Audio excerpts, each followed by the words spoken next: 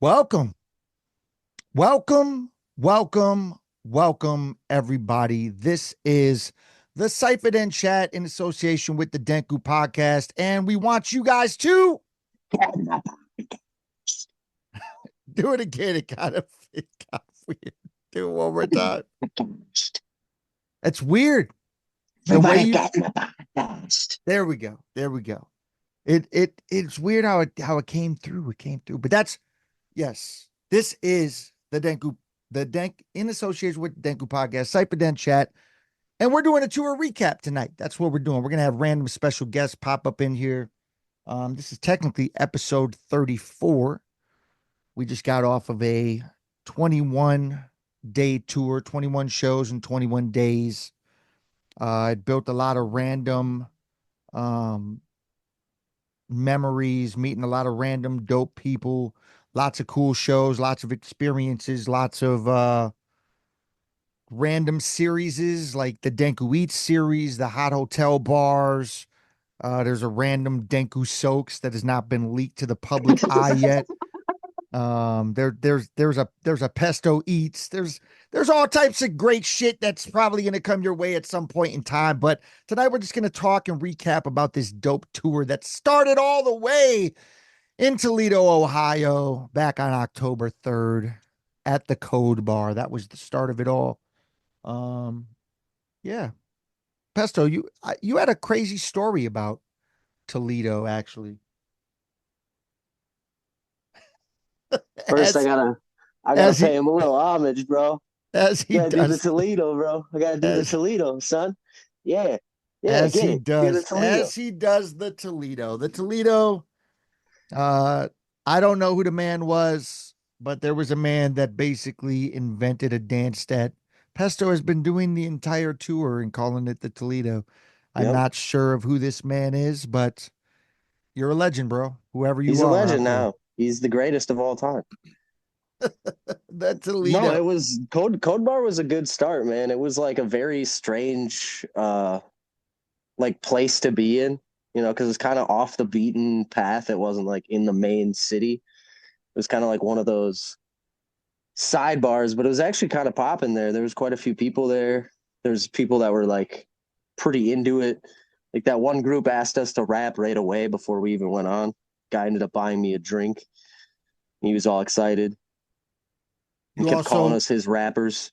you also Those are my stole rappers. you also stole somebody's seat mid-set. I did do that, and the fucking seat was warm, and you tried to give me that valor of making that seat warm, and I was like, no, dude, there somebody unleashed a lot of farts into that seat before I sat there because that fucker was hot. You know what And the else? guy waited the whole time for me to rap. You know what else I remember from Toledo is it was the first of a few people that we met on tour that was there for the show. They watched the show and then they randomly told us at some point in time that they're going to see us at another stop on tour. And then we never saw those people again. Correct. That did happen at least twice in my memory. I believe it happened. It might have been three times. It Two, could have been. definitely two, possibly three times that it happened where people basically told us, "Oh man, I'm looking at this tour schedule. I see you here, man. I'm gonna come out to one of these other shows that you're on, maybe two of them, and catch up with you again, bro." And then we never saw him again. No, that guy was lit, and he was also like an hour away from where he was staying. So I hope Yeah. he got home safe, man. Because like, shit, like he gave me his card 3 times. I had 3 of his cards in my wallet. But you had another crazy story happen. I did. I went outside to smoke a cigarette, and it was just me and this one dude out there sitting.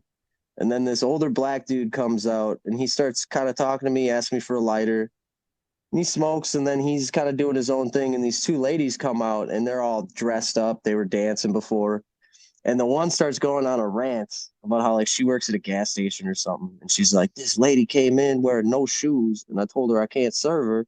And she's like, and then she tried to play the race card on me, like, oh, it's because I'm white. And she starts like kind of ranting about this lady. And I'm not even really paying that much attention to it. Like I can hear it because she's being pretty exuberant, but like I don't give a fuck about this story. The guy though, the old guy was like terrified, and he was like, yo, yo, yo, yo, yo, yo, trying to get their attention. And finally they stopped talking. She's like, what? And he's like, dude, and he just points to me, and I'm like, what, you think I give a fuck, dude? The chick wasn't wearing shoes, man. Like, fuck that bitch. Like, no shoes, no shirt, no service. I don't give a fuck what color you are, man. You ain't following the rules, then I ain't gonna feel no sympathy if you don't get no fucking service, man. Like, and she looked at me at first, and she didn't give a shit. But that guy seemed to think that for some reason that like I was gonna do something, and I was like, dog, there's no chance. This is day Yeah. one. I ain't getting in a tussle on day one, and I'm not Day getting in a one. tussle over something that has nothing to do with me or give me any reason to give a fuck. Yeah, Toledo. Yeah, man. I mean, Toledo was full of stories, full of you know, It was pre Denku Eats, but you did eat there. it was. It was pre-Denku Eats. I don't remember exactly what I ate. I feel like I had the I think you had tacos, didn't you? did I? I don't think it was tacos. I had some fried pickles and something else, but I don't think it was it tacos? Yeah, I don't I mean, remember. I feel like any guess, like usually tacos is a good guess for what Denku had to eat. But on that tour, wings. You could have guessed wings for every meal, and you're gonna get a lot of them right. You could have guessed wings the second half of tour. I ate a lot of True. wings that second half of tour. Yeah, you Um, did. the first half Chicken in though, general. yeah, the first half though was just all over the place. Like I feel like there was the fried pickles. I did have tacos in Dayton. Yeah, you did. I don't remember at all what we had in. Oh, Ypsilanti was a potbelly sandwich shop. is that what we had there before? Oh, before we dipped into the art district, right? Yeah, in Novi or whatever. Yeah, Novi, because that's where we are staying, and we randomly said the name of every city we were in wrong and improperly. Um, but yeah, yeah. Uh, Ypsilanti was dope though, man. It was fun times. Uh, Also, for everybody there that dunked on me for calling it Ypsilanti and saying that I wasn't even fucking close, I'll have you guys know that we met somebody in Fort Wayne, Indiana that called Waukesha. So we did, and that was insane. that's way further away than Ypsilanti is to Ypsilanti. So Waukesha. Waukesha. So yeah, after Toledo though, we went up before we went to Ypsi, we went to Detroit and we walked around. And you had a little incident by the D12 mural. I did. I fucking walked right into a fucking cinder block and damn near shattered my shin. It was fucking one of the worst experiences of tour for me. There's obviously other ones, but that was the start. That was the start That was day of, two. of fucking terrible accidents that happened to Denku on tour. Yes, day two, I damn near shattered my fucking shin. I'm walking around, uh, showing Pestilence the fucking D12 mural, telling them where this old record shop was, and then I fucking walk around this corner to get a fucking picture shot of this Well, other. it's a situation like this where it's like this is the corner, right? And then like say that's the other side, and it's a wood pallet that's like standing up against this. And Denku walks around it, kind of probably not looking down. And that cinder block was placed not the right way that a cinder block would be placed. It was placed like standing up so it was taller.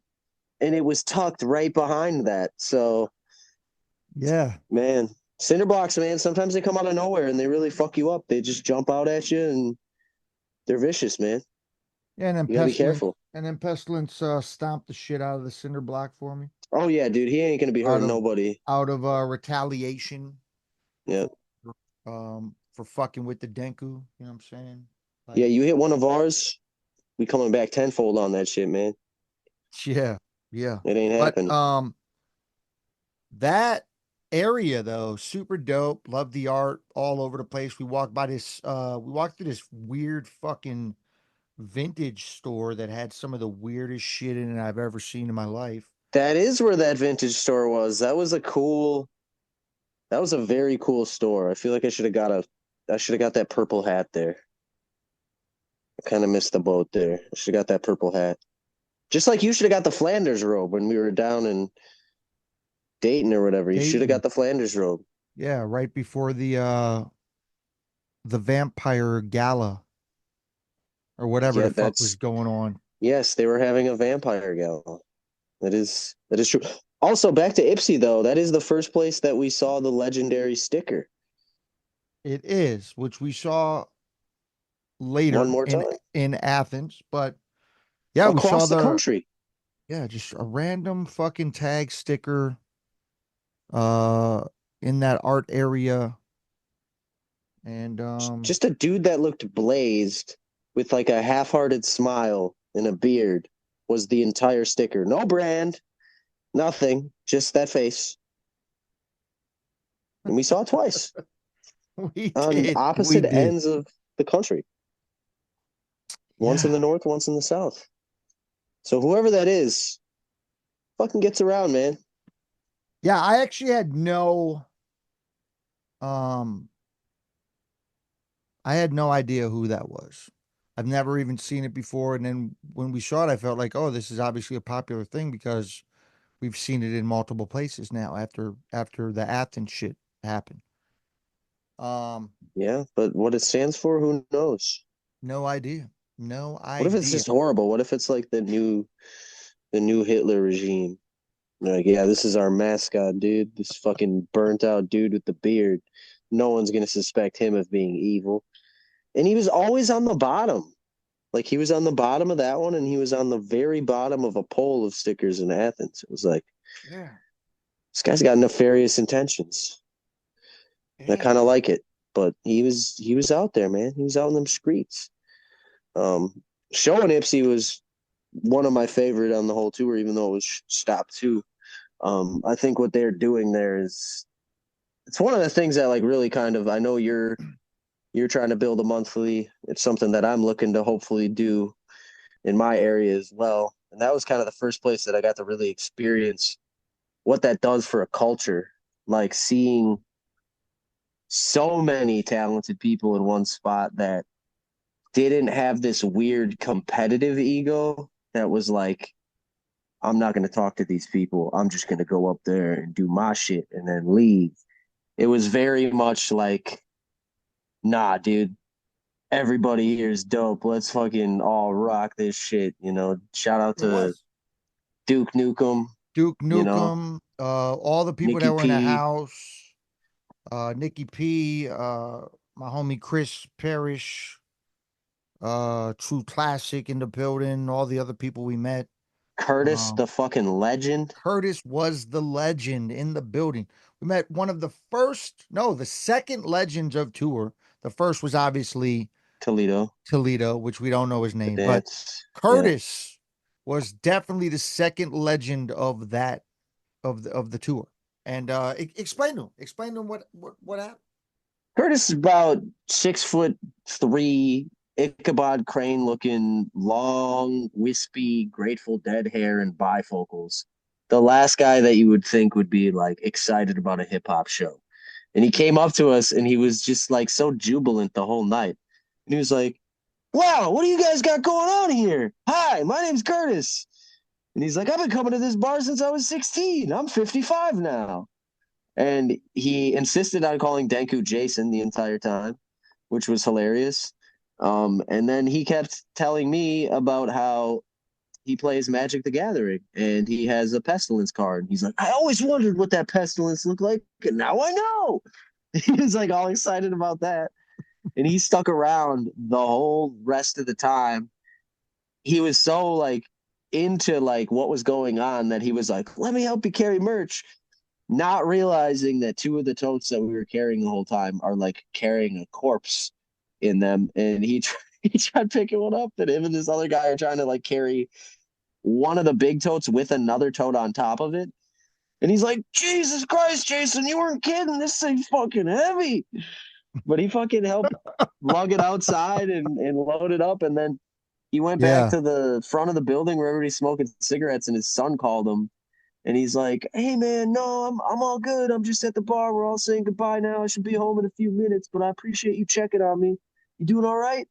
And the son's like, yeah. And he's like, all right. He's like, well, I'm going to see you soon. He's like, everybody say goodbye to my son, Damien. And he fucking puts him on speaker, and everybody says goodbye. And then he's like, all right, I love you, buddy. And then he tells us, he's like, yeah, my son's 28 years old, still cares what happens to his old man. I must have done a pretty darn good job. He's like, well, boys, he's like, I'm feeling pretty good. I'm going to go home and smoke a bowl and play some fucking Skyrim. It is like, dude, this guy, that's why I hope I'm that cool when I'm 55. Like, I hope I'm even close to Curtis's level. Like, that motherfucker set a standard in Yeah, this shit. he definitely reminded me of some of my uncles on my dad's side. Like that's the total vibe I got. It Just was and it unbelievable. was crazy that he was calling me Jason all night. That's crazy. I mean, I introduced myself as Jason to a lot of people, but like you were there for the show. Like you see everybody else calling me Denku, and then you just decide to. Nah, dude, he's like, I get executive privileges. I get Curtis first class. I get to Hold call you on, you know what we Jason. forgot to talk about? We got to rewind a little bit before we go forward.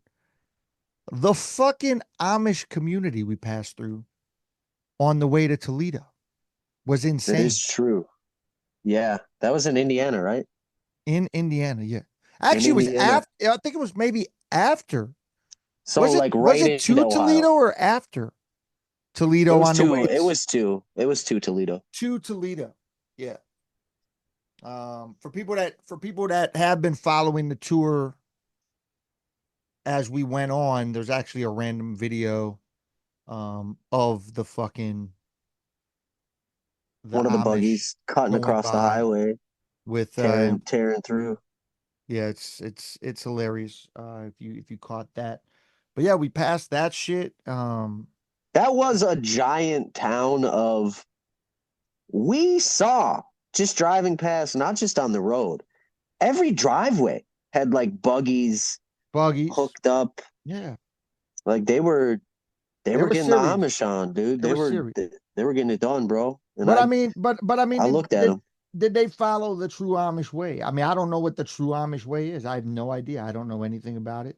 I don't know anything about really about the lifestyle or none of that. But did they You think they follow the Amished over true? their vocals?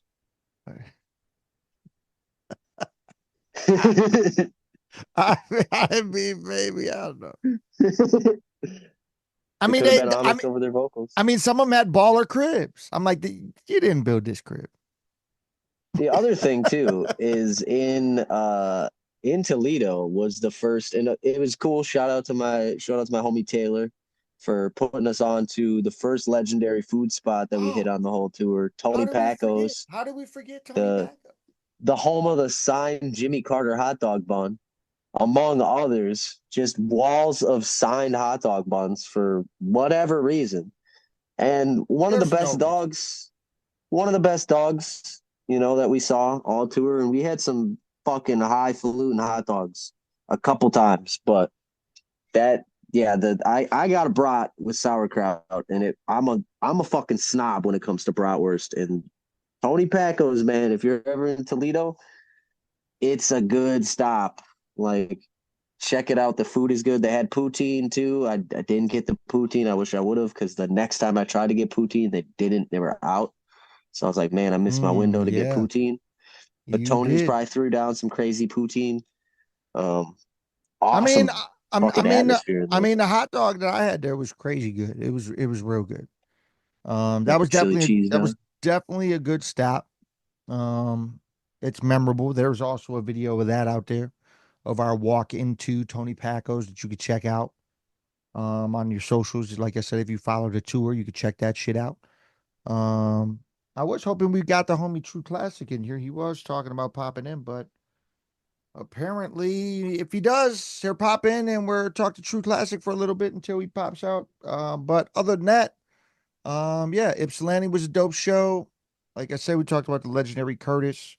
We went from Shout out to Tru Klassick for taking us out the next day for some breakfast before we hit the road. Like yeah, there well, was a yeah, lot of people that extended like extra hospitality to us on the tour and totally unprovoked, but like that is one of those things that make you realize like for all the chitter and chatter about independent music dying with like different venue things and streaming services and all these things, like the interactions like that and the people like that that you meet, I think is the cornerstone of what like makes you realize like it isn't dead. It's never really gonna go away permanently. It'll evolve and change, and maybe we'll have to do things differently depending on how venues run in the future. But as long as there's dudes like Tru Klassick and Duke Nukem and Nikki P and all those guys holding that place down, like their scene's going to be alive and well, you know, as long as they got groups of people that are kind of running that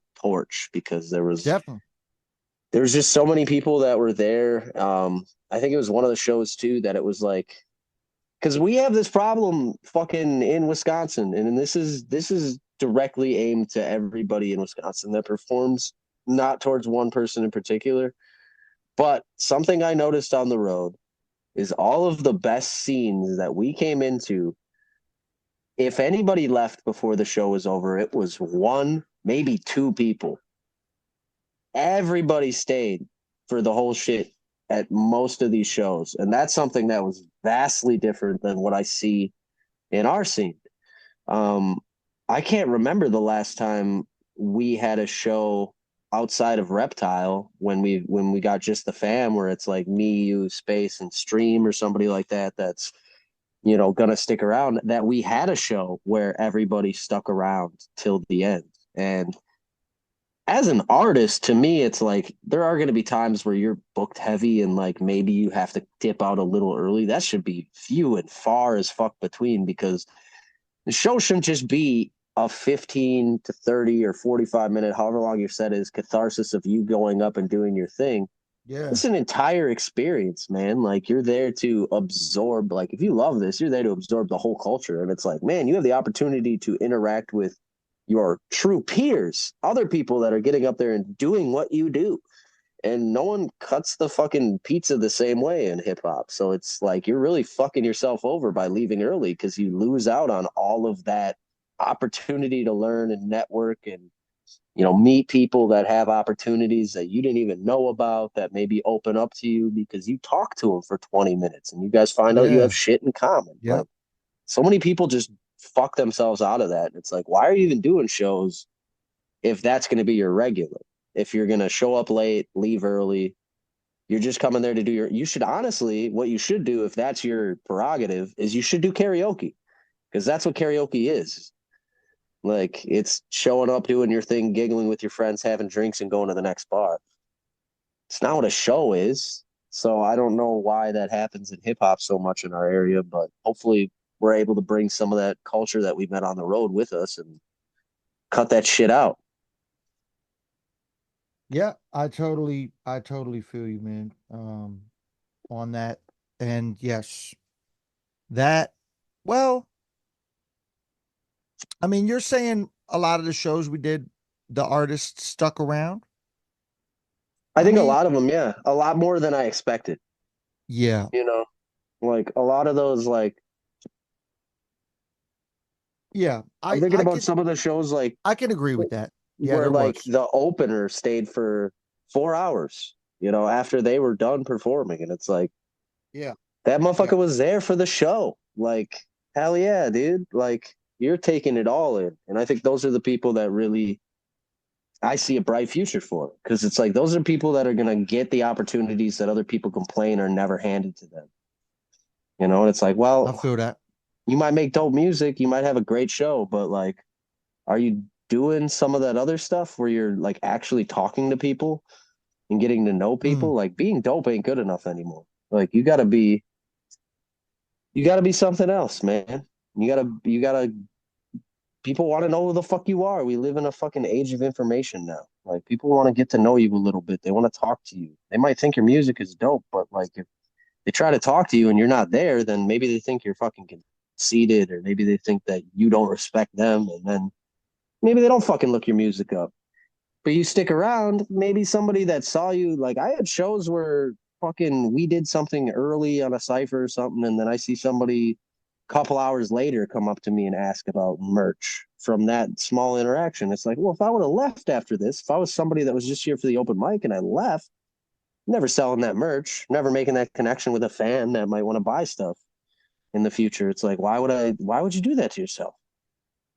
Yeah. Speaking of ciphers, over the time of the fucking tour, uh, I mean, you started killing it, man, on the ciphers. The first cipher was clearly, was there a there was a cipher in Ipsy. Yep. There was a That cipher in Ipsy. that was pretty dope. But then there was a cipher in Dayton, which started out the show before we had went on. And there was also a bunch of old school heads that I popped think up. that's the one cipher I didn't get on that I like. In hindsight, I wish I would have. But I was absorbing like the uniqueness. Like I know obviously what you're capable of and what you do, and it's always fun to watch you go and do your thing and snap. And not just because enjoy that, but like to see other people's reactions to it. Of like, damn, like this is fun. It's so cool to see somebody see that for the first time. But the guys in Dayton that were freestyling as well, like everybody was so unique. Like the first guy came out, he's got a cane, he's super, super old school, reminded me of like 80s style. And then the next guy that came out was kind of in that Yeah. similar pocket, but he's throwing like fucking Street Fighter noises and Michael Jackson hee-hees and shit into his verse. And it was like, I fucking loved it, dude. Like that guy was awesome. Like it was fucking dope, you know? So that was a, that was a, you know, that was an impressive collection of artists there. Like there was a lot of really dope spitters there. The DJ was crazy dope.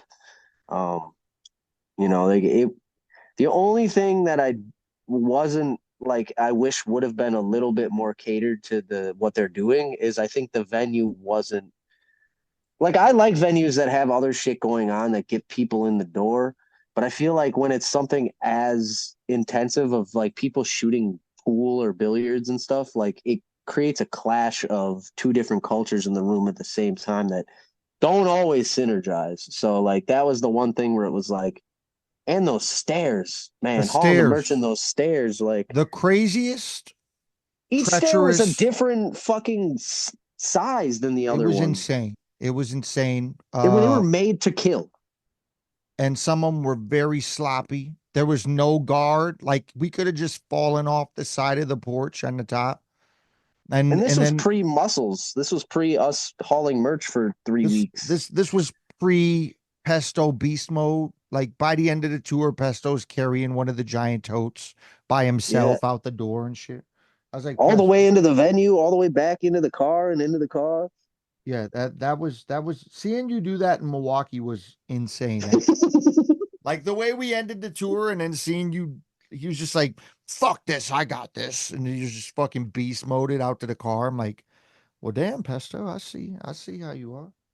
I see what it The is. best part about that was like one, because like we had been hauling that all tour. So I know you know how heavy that is. But two, of all people, if I ever did something cool, like if I did a kickflip on a skateboard for the first time, and I could choose an audience of a few people to be there to see it, number one on that list is Spade One. Spade One is his energy and excitement about seeing something awesome is one of my favorite things to experience. Like he was like, like what the fuck? This is like out of nowhere, like such a genuine, like, holy shit, man. Like you're fucking carrying that whole tub, man. All right. That's what's up, bro. Fucking killing it. Just Yeah. like that's the kind of support everybody needs when they're doing everything. Like I want to take a little bit of that and fucking pass it on to people as I fucking do stuff. I see a lady fucking carrying 4 bags of groceries to her car. She's getting a Spade One homage. Damn, girl, fucking killing it. Like you carry those groceries like a motherfucker. Hey, Like holy shit. Was Dayton the first day that we started Hot Hotel Bars?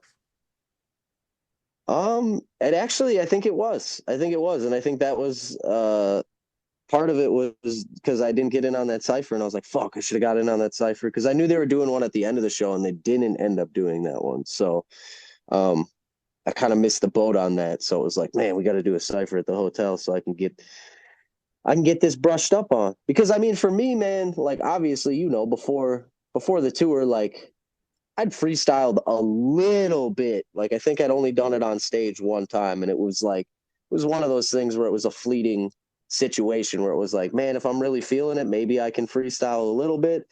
But it was not something that was like, if people asked me to kick a freestyle, probably not going to get one off top most of the time.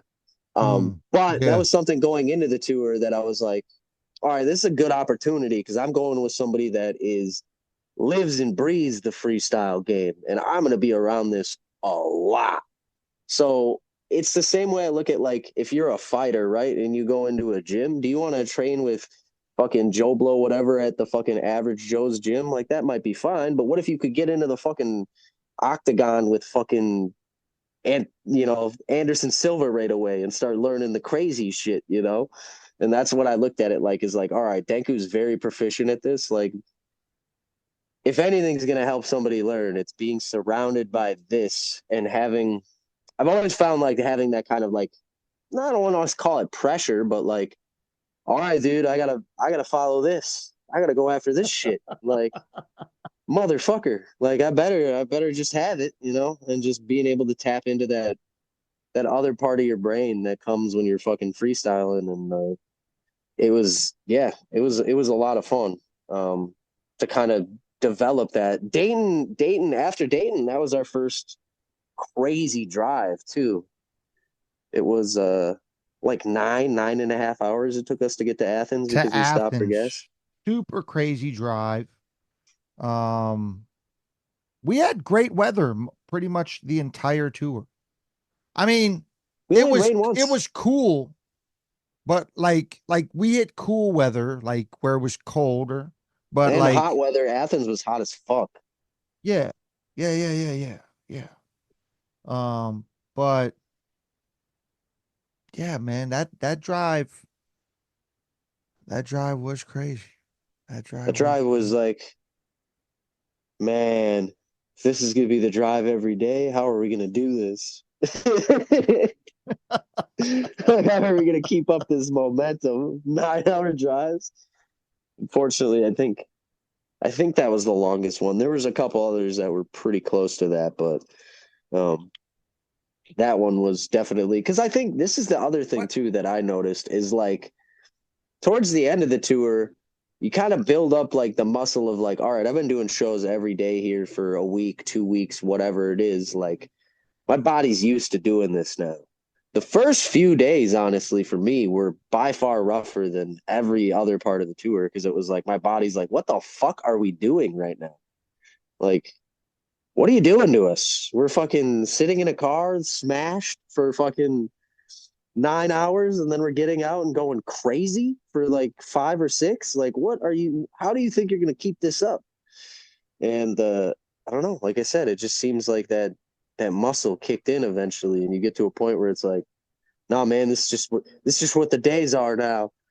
It's just wake up, find something to eat, get out of the fucking hotel, and oh get shit. some gas and go to the next spot. Hold on, bro. We have our first special guest of the evening. Hold on. Oh, special guests. Warp.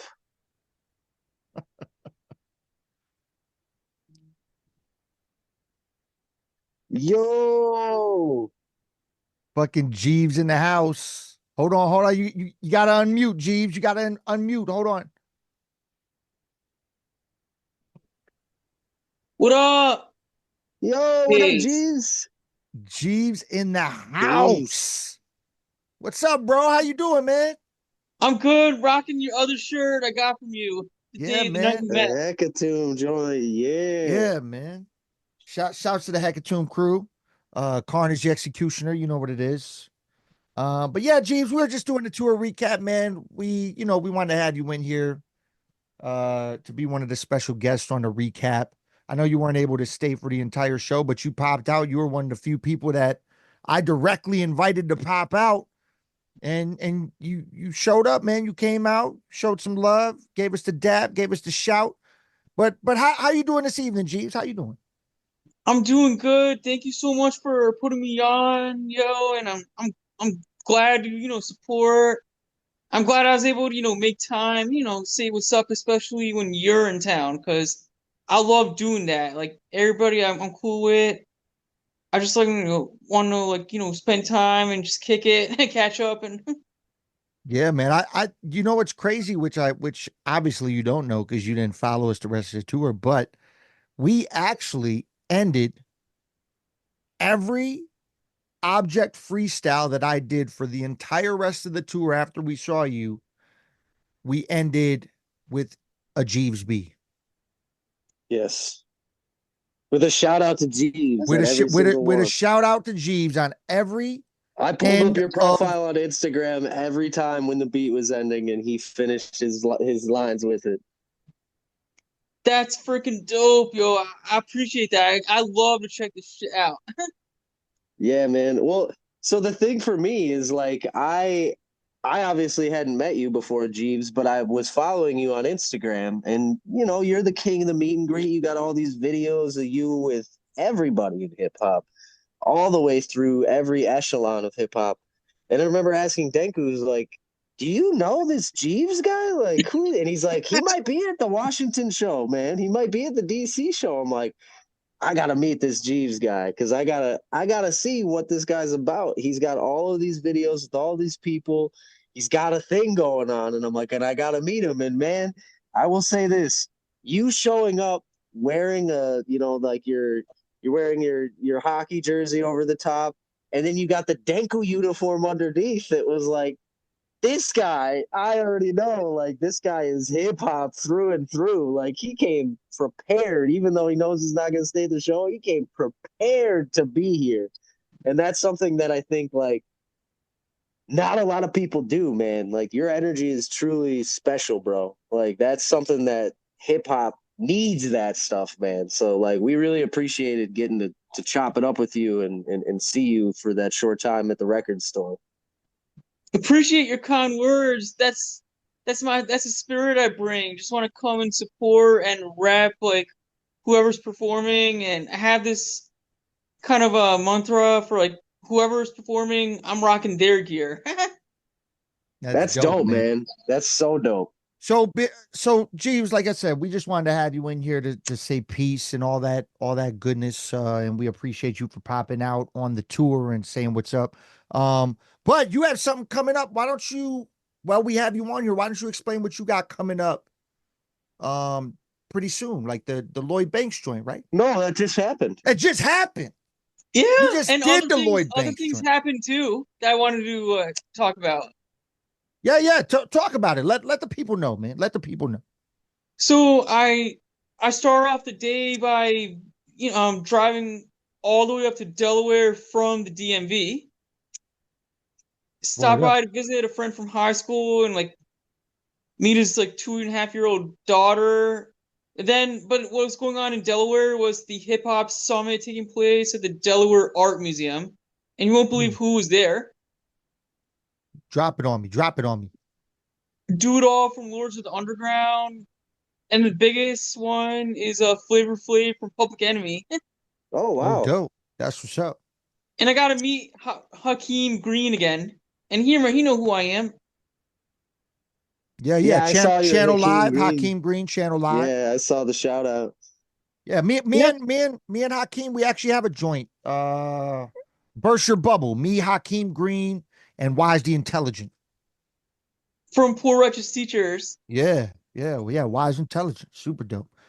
But yeah, So yeah, I got a chance to meet Do It All in person, and then Flavor Flav was the biggest because everyone wants to meet him, and I of course. did get him before he had to be interviewed by my friend. Shout out to Chuck Creedmoor from allhiphop.com. You know who that is? I heard the name. I do know I know allhiphop.com. allhiphop.com, yeah. I remember that was a huge blog, huge site throughout the entire blogging era. Obviously it's still around. It survived um, throughout the blogging era, you know what I'm saying? Because we obviously went through that, and now we're just where we are now. Now we're in the social media age. He got to interview Flav, but I couldn't attend the panel because I had to drive back to Bmore for the Lloyd Banks meet and greet, which actually did not happen until 3.5 hours later because Banks came late. Oh, word. So you didn't get the meet and greet, but you got to rock the stage.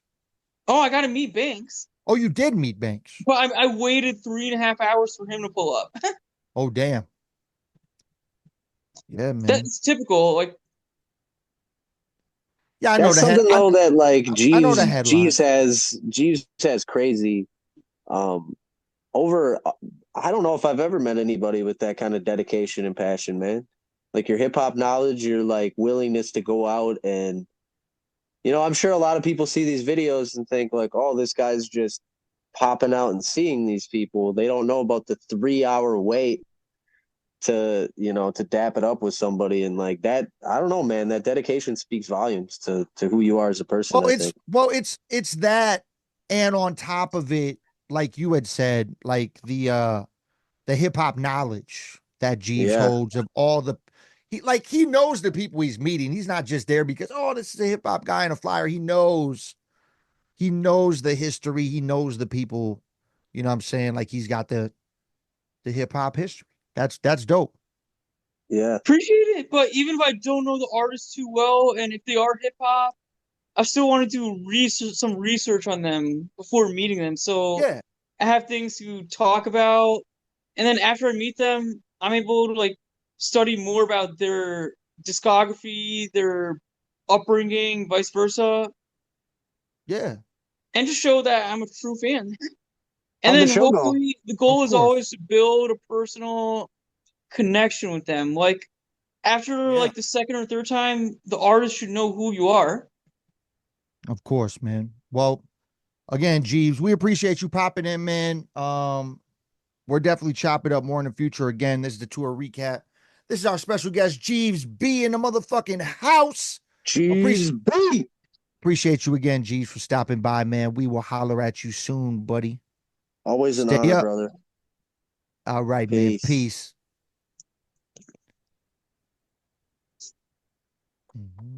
That was the legendary Jeevz. But hold on. We're just getting started. We're just getting fucking started, bro. We got a We got carousel all slew types of of the things going on legends. here tonight, man. All types of things. Only legendary characters popping in tonight from the tour. Yes. Motherfucking Cooley the Curator in the fucking house, Dayton, Ohio. What the What fuck up? is going on, man? What's Yes. happening? What's Yo, happening? yo. Yes, man. We are we're just doing a recap, man. We just we're going different places. We had the homie Jeevz just on here like a little bit ago. Bet. And yeah, man, I just wanted to invite you on, man, to say what's up, man. I mean, we kind of already we sprinkled a little bit of our talks of the Dayton stop, which was earlier on in the tour. Okay. Which was super dope. Always appreciate y'all for letting me get down. Clearly, Yeah. The Cypher shit was dope. Pesta was saying he was hoping for the end Cypher. The end Cypher didn't happen that night, but the earlier one did. He was like, "I'm not gonna jump in this one because I'm gonna jump in the end one," and then I didn't. Yeah, the end one is like always kind of up in the air. Sometimes that happens, sometimes it doesn't. So it's a lot of times by the end, everyone just wants to be outside smoking weed. You know what I mean? So it's hard to get that. It's hard to get enough MCs back inside to Cypher because they've already they've done the Cypher, then they've watched the feature performer. So it's like smoke break time usually by the time the end Cypher comes around. Yeah, man. How long have you guys been doing that? We just hit 1 year, like not the one y'all were at, but the one before that. So a little over a year now. Congrats, man. That's dope. Thank you, appreciate it. It's been a really good time. It's something that we used to be big in Dayton like 20 years ago when we all first started coming up. then it went away. And there were those of us that got to introduced to it when we was 18, 19, 20, whatever, like we just been like, damn, we really want that again. So we finally did something about it. You guys got a strong core too, man. Like crazy DJ, crazy setup. Had a lot of really dope MCs coming through. It seems like a lot of those guys roll through there often, which is dope. Yep. It's dope. Yeah. And the venue, Belmont Billiards, man, I can't say enough about them. They've been very accommodating. You know how hard it is to get hip hop shows sometimes. You know what I mean? And they never even were like they never even blinked an eye when we talked about it. They were like, yeah, come on, let's do it. So, and they've been very supportive of us. That's dope. The only thing that you're probably aware of it because you may have loaded in that way before. So when we pulled up to the venue, one of the lady bartender at the front, she was like, you probably shouldn't bring in all your stuff through the front to distract the people playing pool. So maybe bringing it through the back. We pull around the back and we went up the most sketchy, scary fucking stairs I ever saw in my whole life. You feel them sink as you step on them and you're like, is this the time that it's gonna They're all different, like lengths away from each other and heights, and like they were designed to make. Yeah. It's so that bar, those people that own it, they've had it for I think 2 years now total. But prior to them having it, they're like a younger couple, and they're they're super like they give back to the community. They're really like super into all different kinds of music, and they have great hearts, and they're like very motivated. But the people that owned it for the 30 or 40 years prior to that did not give they just ran that place into the ground eventually. So they've been slowly but surely kind of making it less crazy, but we definitely got to do something about those back stairs for sure. Yeah. Bro, it was crazy. It was crazy. I mean, we made it.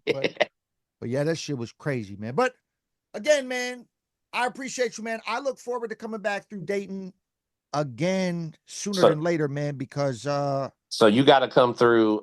This is specifically why I jumped on here. Is y'all got to come through for Rap Camp. Rap Camp is something we just started this past weekend. It was the first one, and man, we made a whole album from scratch with 10 of my favorite MCs from Dayton, Springfield area. Oh shit! Me and Dom produced everything, and we're gonna probably get together tomorrow night and start mixing it. But yeah, it was so much fun that we're gonna do it. Like we're gonna make it like maybe a quarterly or every 6 months type of thing. So I gotta shoot y'all a message when that's when we get the date figured out, because I think y'all would as much as y'all integrated into our night. You know what I'm saying? It just makes sense for you to do it with us next time. So. Yeah, I would love to do something like that, man. Definitely keep me posted. Send me the information. Bet. And yeah, man, we'll be in touch, man. I appreciate you stopping through, man. The tour recap. Cooley the Curator in the motherfucking house. Peace. Dayton, Ohio. Peace. Man. Appreciate you, bro. But as we said, only legends, man. Only legends. Done yet, though. We not done is all I'm saying, bro. They just keep popping in, son. They just keep popping in. Motherfucking Tru Klassick is coming in the motherfucking building. Hey. You know what it is, man. It's what it is, man. He's in the room right now. He's got the mic muted, but he's got the mute and the camera off. Yeah, we are waiting to talk to the homie Tru Klassick. He thought I was the mysterious being here. The one and only Tru Klassick. The one and only Tru in the fucking house. But yes, where were we at? We were talking about lots of different things. We were going around talking about, we spoke to Jeevz, we spoke to Cooley, that's DC stop, that's fucking Dayton, Ohio stop. And now, we're just all over the place. We're just doing recaps, talking to all the people that were in the building. And this one, we're hitting back to Ipsy. We are. Tru Klassick. Yo. Peace, man. You got the can you turn on the camera, Jordan? Yeah. There we go. All right. Yeah. Word up. Tru Klassick in the fucking building. What's going on, man? Man, chilling, man. How you doing? Hey man, I'm finally recovered. I needed 4 days to recover my whole shit. I'm old now, you know what I'm saying? I had to I recover. mean, I imagine like jet lag ain't no joke. Word up, man. You know what I'm saying? I mean, Pestilence got off tour. He's like, "Hey man, so when you get a chance, make sure you send me those beats and let's get this shit moving." I'm just like, bro, I need some days. I need some Hey, days before I jump on all that shit. I know you're excited, bro. I understand it, but man, I need some recovery days, bro. I feel it, Yeah. man. I feel it. Hey, he stay on go, man. I respect it. Man, I mean, like, I didn't really get a choice this time because, like, I got back and then we did the show in Milwaukee. I drove back that night, got a little bit of sleep, and then I had to go do, like, I mean, I've been gone for 3 weeks. So I had to go register my car. I had to go pay some bills. I had to go do a bunch of shit all day. And then I worked all weekend, like, every hour. So it was like fucking Friday, Saturday, Sunday. I worked all fucking 2 doubles, and then I worked Friday night when it was all busy. So it was like, I haven't had a chance to like really relax since tour's been done, but I don't know, man. It like conditioned me to where it's like, all right, if I don't stop, I'll be fine. If I stop and I have to start again, then we might have a problem. And then I might need to take a You rest. keeping that momentum going. I got to keep the ball rolling, man. Yeah, I feel it. I feel it. But the major shout out to you for not only having us out and like what you guys do with the dojo and everything that you guys have up there, that collective. Like I mentioned it earlier on this one that like you guys were the first that I saw of like a culture of people that have like a night where everybody comes out, and the difference that is compared to like, you know, we have lots of shows around here, but there's nowhere that like is a built-in night, and the built-in night to me has like that, it spans every level, man. You got the people that are just starting, you got the people that have been doing this for a long time, touring and everything, and they all come together. And the thing that blew my mind the most about it is that there was no weird egotistical energy between the people. You know, like it was very much like, um, you know, everybody was very uplifting, encouraging. Like I think I saw somebody there, and I don't think they ended up performing, but somebody was there, like trying to build up the courage to get on for the first time. And I saw them interact with it. I actually think you might have talked to him too. I saw him talk to Duke, and I saw him talk to a couple other people, and everybody they talked to was very encouraging. Of like, nah, man, we'd love to have you up there. Like, Oh yeah, I most get it. definitely. It's tough to go up there, but like once you do it, you start to understand that like no one's here to cut you down. No one's here to do anything but uplift you, help you get better, give you the tools to do what you want to do, man, and be part of Exactly. this beautiful thing that we all love. Exactly. And like the dojo, like so the dojo was Duke Nukem's event. He's been doing that for maybe 10 years or so. And his whole um idea of that movement, the whole vision for that is just like steel sharp as steel, you know what I'm saying? So it's just like come here and sharpen your sword. So that's like always been the place. That used to be in the basement of his Mason Lodge. It used to be grimy as hell. It was dope as hell, but like it's moved around to the Blind Pig, and now it's at Regal Beagle. But that whole idea of just like having a place to sharpen your sword. So it's like all types of people coming through there, like you said, and then bridging the gap. So like the event we did was like a collaboration. So bridging the gap is more like that's my thing. Been doing that for maybe 6 years or so, and that's just all about just bridging the gap, like between all genres and between elements of hip hop and different cities and shit. So anytime we do that shit, it's just it's about the culture. You feel me? It shouldn't be about none of that. Have you guys done collaboration events before that one? We've done maybe one before, but it wasn't both our things under the name. Like I've helped do booking, and sometimes whenever I have homies coming from out of town and I can't book something, I know he has that going on, so I'll be like, "What's good?" Put somebody on the bill and shit. So it's always kind of been that kind of relationship. We've always collaborated on music, and we've done events together since like 2012, I'd say. Me and him both used to work at the Blind Pig. You know what I'm saying? So we was both door guys back in the day. You know what I mean? But I do appreciate y'all popping out, man. It was definitely a vibe that night, man. Oh, it was super Yeah, that dope, was man. And we super cool. we were also big up in you for linking with us the next day and showing the hospitality of, you know, before we dipped out of town, linking up for some breakfast, Yeah. lunch situation. I mean, Bro, you started a trend for me. Like, you gave me a couple nugs, and then every show after that, somebody gave me weed. Unsolicited, somebody would come up to me. Denku saw it many times. He's like, "Did you talk to this person before?" I'm like, "No." No, He's like, man. "Why are they giving you weed?" And I'm like, "I don't know, man. Tru Klassick set it off, bro. They found The out, dude. It domino went down effect. the wire." it Hey, was that's how it kind of be. People know, like, when you traveling, like, fees be kind of tight sometimes when you traveling, and people will be like, I usually say something when I'm on stage, like, if y'all got some chronic, man, holla at your boy. And sometimes I'll get a little sub where I'll just at least get a deal or something. But you know what I mean? Like, that's the way, Yeah, man. You know, well, people definitely show they love with some chronic. You know what I'm saying? fuck yeah, yeah. I'll man. definitely take it. Well, like I said, man, we appreciate you stopping in for the tour recap podcast that we're doing right now. This is CyphaDen Chat. We appreciate you coming in here, man. Like I said, stay in touch. Would love to have you Yeah. come out in the area when you get back in the tour grind, man. And obviously, I would love to always come back out there again. So, And Hell love to yeah, get bro. you on a joint sometime, man. oh yeah, Get you and on we one of would Yeah. the love to projects. have you on a joint. Like that shit needs to Yeah. happen. Let's get it ASAP. I got tons of beats too, man. I could send some shit over or send me some joints that y'all have, man. We'll figure something out, you know. Yeah, man. Dope. But again, classic. And at some point in time, maybe we'll just have you as a featured guest on the CyphaDen Chat at some point, because I'm sure there's a lot of dope history there you could talk about. But we just wanted you to pop in, man, to be part of the tour recap, man. So Hell yeah. we appreciate you, man. I will be in No touch. We doubt. will make some music happen. And until next time, No, yeah, Tru man. Klassick. Salute. Peace. Much Appreciate love, you, y'all. Salute, man. Yeah, Much man. love. I'll be in Peace. touch, man. Peace. All right, bro. Peace.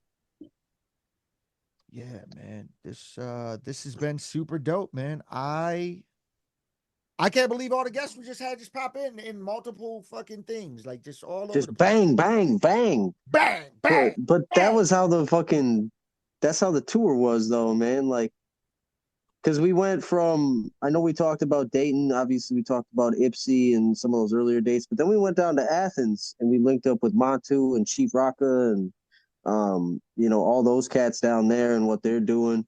And that was really cool to see because like culturally very hip hop, but also Yeah. like they're in the South. Like it's a totally different, like that was the first place on the tour that wasn't the Midwest.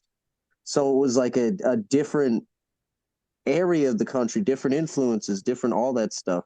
And the seeing like the artists in the independent scene from the South really, really like opened my eyes a lot because I think probably similar for everybody that lives in different areas. If you're not super tapped in with the local market in that area, you might not even know how dope, you know, they are down there. And those guys were fucking crazy dope. You know, we had the dude slinging Yeah. cheesecakes on the merch table. The Denku fucking got down on a cheesecake. He said it was official, so it passed It the was official. the That Denku was Eats. technically the first Denku Eats, but we didn't call it Denku Eats at that time.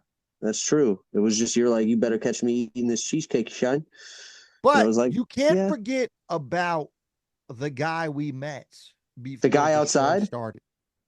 Yes. Yeah, I actually can't forget about it. I've already told the homie Mars about him because I was like, this was so just to give you guys like an archetype of this guy. This was a guy that was literally sitting outside talking mostly to himself. He was just saying things out there, and if people latched onto him, he would continue the conversation. But he was just saying things about ethereal spirit worlds and having these crazy vivid dreams and all this weird stuff. And you know how I like to make music sometimes too, man. And then we were, you know, freestyling out there a little bit.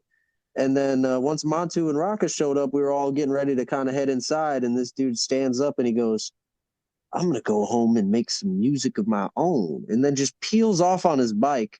Yeah. But then I didn't expect to see him come back. 45 minutes later, this is the best part. He didn't even stay for the show. This guy came back, bought a shirt from both of us, and then left again. And somehow we both said Cash App, and he paid Denku in Cash App, and he paid me on Venmo, which I don't have. So now I have to dig that email up and find a way to get that into my bank account because that's just sitting around right now unclaimed in my Which name. is insane that even happened. That's insane. Yeah, I was like, he sent you Venmo, and you're like, no, he sent me Cash App. I'm like, what the fuck, dude? Yeah, that's so strange. So strange how that happened. But shouts to Montu, shouts to Chief Rocker, shouts to the world famous, which Yes. and I clearly shouts to Marcel P. Black for obviously shouting out the world famous and Athens for being a hub. Obviously, Matu and Chief Rocker are definitely holding it down out there and doing their thing. That show was dope. It was a lot of fun. Super cool venue too. That stage was dope really venue. nice. I love it. Like if anybody out there, I'm actually caught up on that. I did post that recap for the people that were keeping up with us. I have a ton more of recaps that I have to put together and facilitate to get out there. But that was day 4 recap. You can check that out. And then the next day we linked up with Rogue Dynamo, shot some more music video shit for the Denku and the Pest record. But before we get into talking all that, hold on. We gotta let this person in here to talk to us real quick. Ooh, we got more. Motherfucking yes, we got some more, man. The motherfucking fam in the house. RamBunxious in the building, man. What the fuck is going on? He's just doing Hi, kid. Fresh off of watching Teen Wolf. Oh, shit. Fucking almost gave me an aneurysm because I thought it was the new one, and I was like, "You're not telling me that's better than anything." That's so funny because I really forgot that it was the new one. I was high as motherfucker about to fall asleep, and I'm like, "Wow, I'm watching Teen Wolf," and we was just talking about this. But here's what I got to say about that. With my mom's beautiful artwork behind me, y'all. So here's the thing. The old Teen Wolf sucks too, really bad. Like, I was watching it, bro. I was watching it. It's not great. Like, I never said it was a great movie. No, I'm not saying anything you all said. I'm just letting the world know. Yeah, bro. The basketball. I just happened to be on the basketball scene last night, and I thought about this whole conversation we had.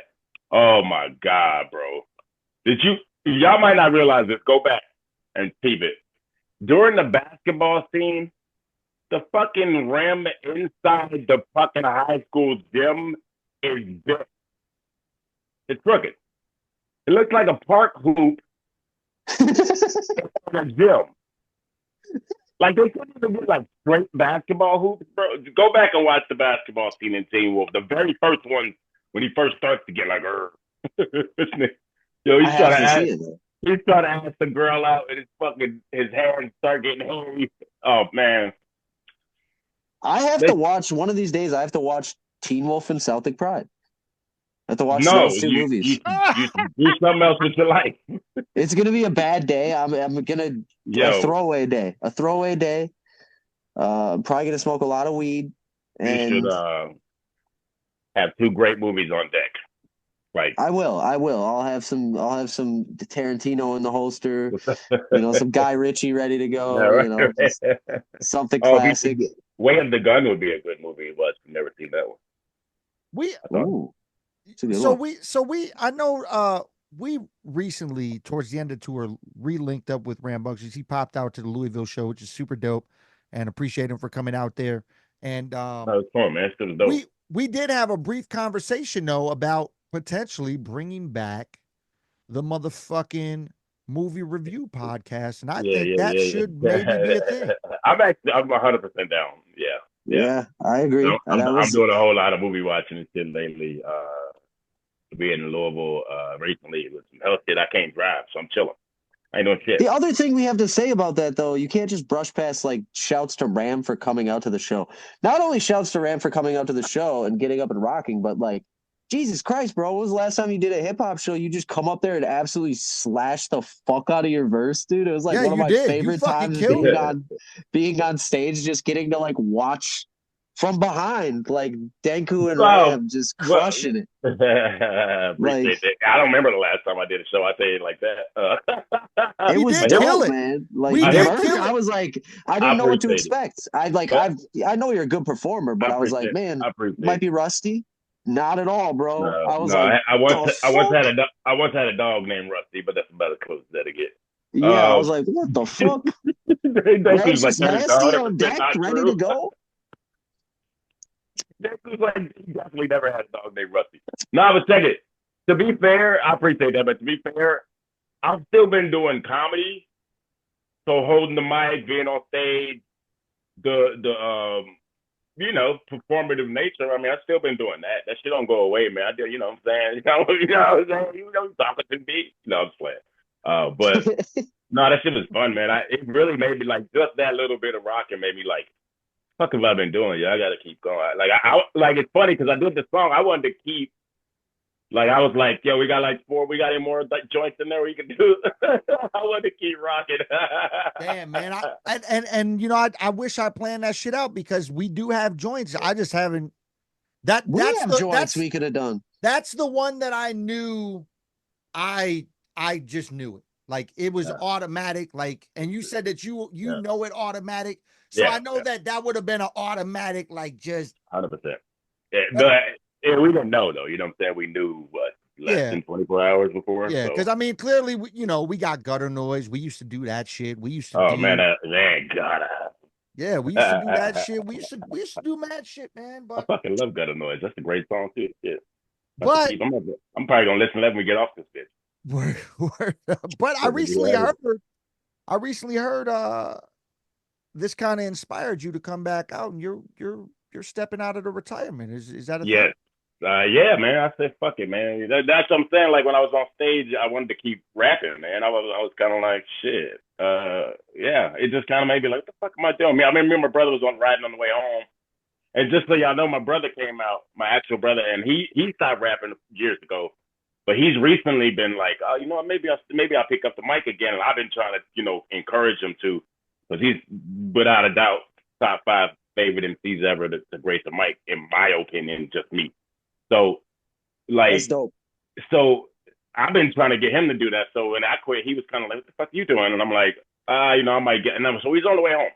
And I'm like, man, I've really been thinking about getting back on the mic. I might have to do it after doing that. He's like, man, I feel the same way. He's like, I kind of wanted to keep freestyling and shit. He's like, but I wasn't really feeling all the beats, and it was just kind of, weird.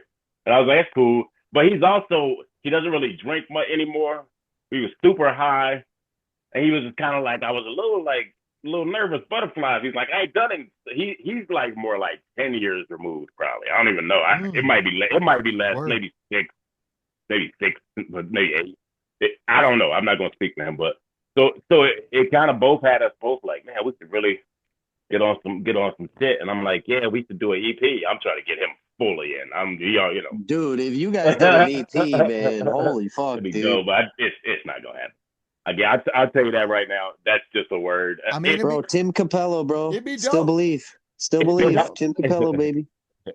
If it happens, it would be a miracle. But anyway, so no, I'm definitely gonna come back and get it on.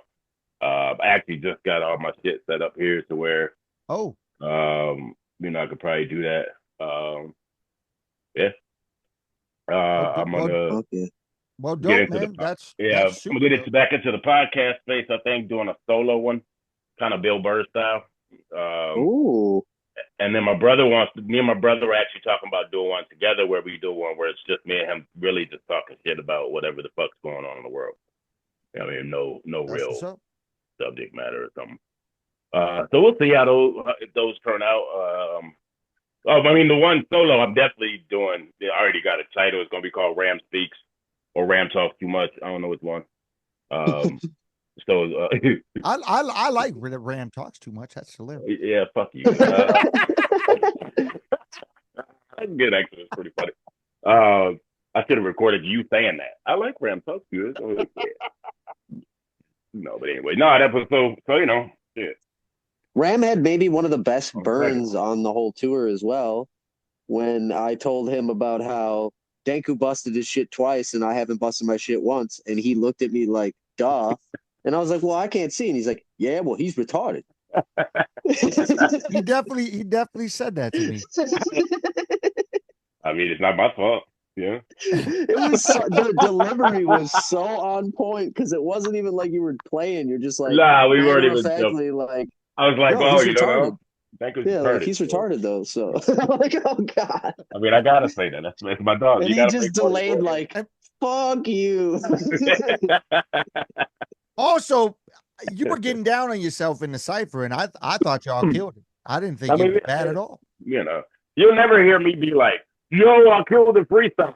No, never, because it's actually freestyle, ladies and kids and gents at home, and mothers and grandmothers, puppies, and babies. See, my thing is, I'm not saying anyone else doesn't. I'm not talking shit, but I have seen other people online talk about, oh, they're actually fitting in the moment and making it up as they're going. And I'm like, yeah, that's the definition of a freestyle. So you'll never hear me. You know this. The only reason I'm explaining is because other people watching. But I'm never gonna be like, oh, that was so dope, man. When it comes to me, you know what I'm saying? Like if you ask me and I just did a set, something rehearsed, and I know I killed him, be like, yeah, that shit was dope. But I'm not gonna be. I understand not that on not on a freestyle. I'm not gonna be sitting there like, yo, the random shit that just came off my brain was there. It wasn't like. Well, and see, I think part of that could be because, like you said, you don't freestyle, and before this tour, like this tour was the first time I freestyled. Like I'd never really freestyled either, but it was like, fuck, I'm on tour with Denku. I have to freestyle. And Denku's freestyled a couple times, Denku's freestyles are top notch. Like I have to do just this. A couple. And I had to talk inside. Just a wee couple.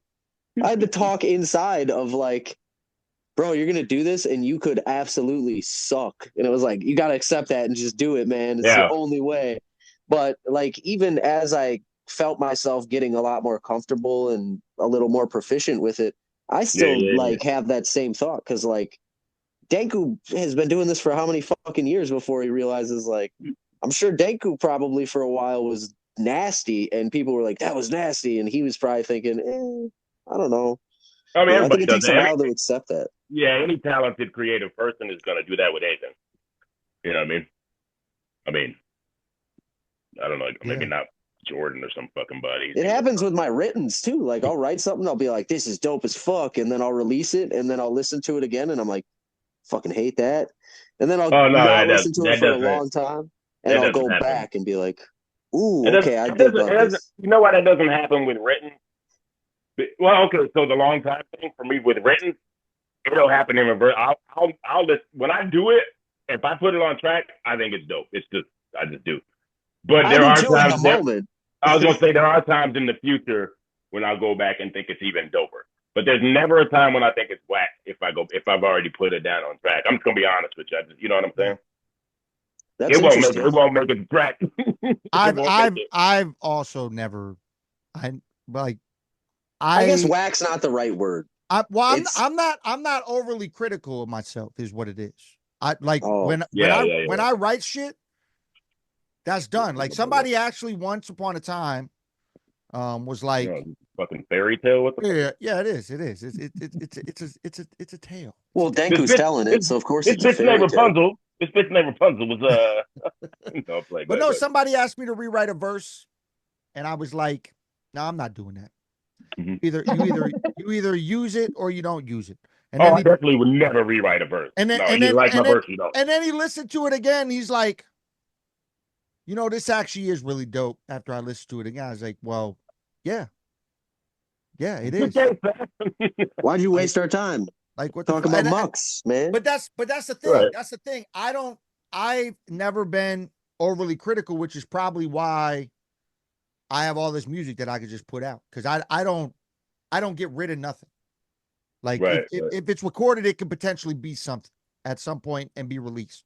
And I'm sure, like Ram said, he had hard drives full of shit.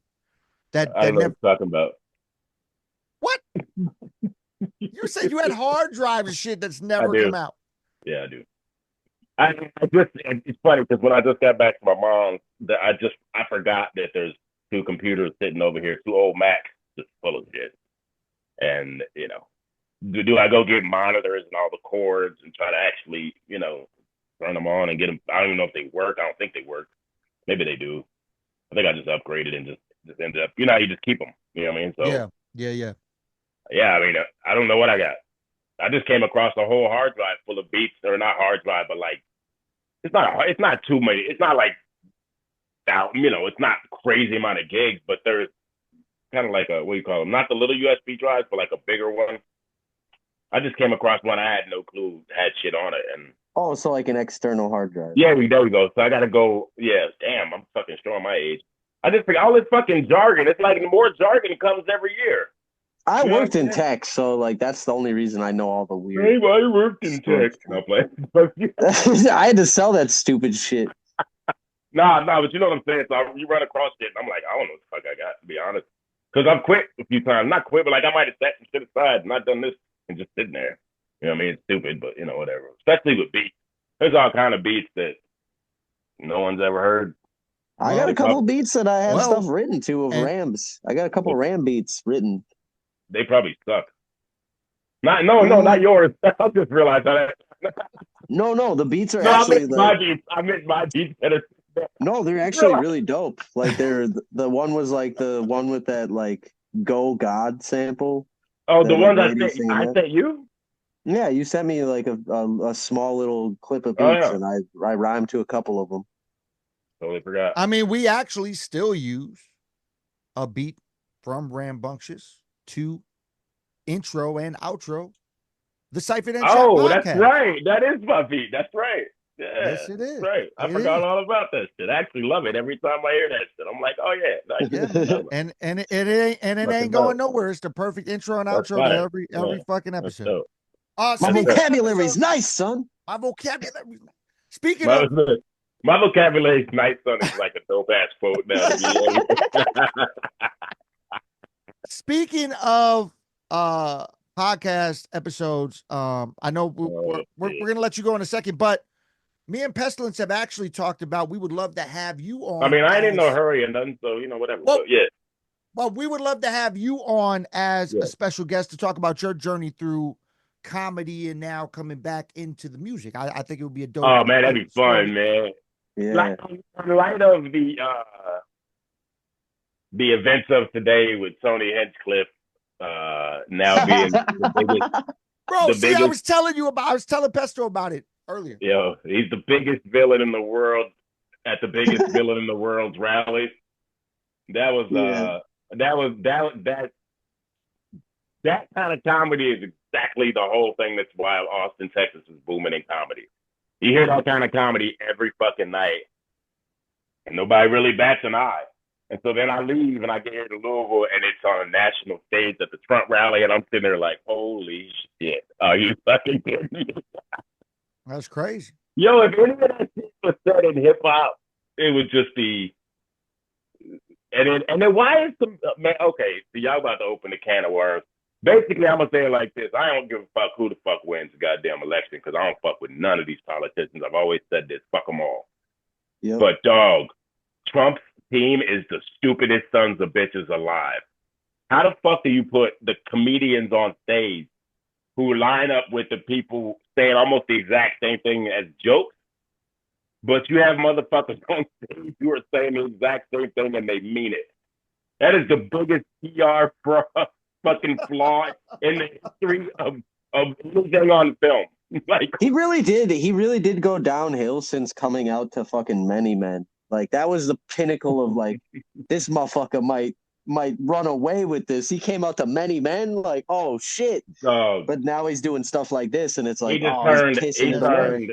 Yo, when you got Bad Bunny, Jennifer Lopez, and Ricky Martin coming out and telling all the Puerto Ricans to not vote for Trump, that was a real bad PR move, yo. I mean, a real bad. I mean, horrible. And it's fucked up, too. I mean, just because, here's what's fucked up, because Tony and those people over there doing that type of comedy, they're not those type of people necessarily. Yeah. They just do that type of comedy, but now they're fucking Nazis. To everybody. So the comedy world, music world, and all that shit has been very interesting. It'd be fun as fuck to talk about. Y'all know I'm down any fucking time. Of course, man. Well, like I said, we wanted to have you in here just as a special guest for the tour week recap, man. But we will talk soon about music and about having you on as a special guest For sure. Uh, Who but- who else is coming on this bit? I got J Tubbs in the waiting room right now. J Tubbs, have you met? You know J Peace. Tubbs? No, I don't know no J Tubbs, but peace. Yeah. Are you sure? Wasn't he I at? don't know. Wasn't Tell me. he was Ask at? J Tubbs, nigga. I don't know. I will ask him. I will ask him. But yes, man, we appreciate you, All right, Ram. so Ram, peace out. Ram. I appreciate Peace, y'all, man. man. Love, No, brother. here's one thing I want to say to y'all. It's funny, all the shit, if you ask me and I don't remember, you gotta remember I don't hit my head very hard in the last few months, like real concussions and brain injury type shit. So if I don't remember shit, it wasn't important. Yeah. I feel you. No, I'm just playing. Peace, man. I don't know. Peace, All right, bro. brother. All right. Peace.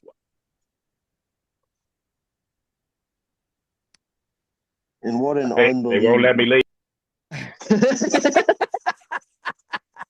That was great. That was great having Ram in the fucking. That's building, man. CyphaDen right there. CyphaDen, That's another Cypher, it's another motherfucking piece of Den. the fucking puzzle that is the whole fucking crew that gets down. Yeah, man. We had Ram just say he wasn't gonna be able to make it in Louisville, and then surprised us and was like, "Hey, I think I'm gonna be there," and then completely destroyed the shit and all that shit happened. J Tubbs in the fucking house though right now, motherfucking What Lord up? Wayne in the building. Hey man, can you get your camera on? Can we get? Yeah, hold on. Let me see. Let me see. Where we at? Where we at? Turn this shit on. Turn this shit on. There we go. There we go. Right. Good. I don't know if I still can't Do you see it now? There you are.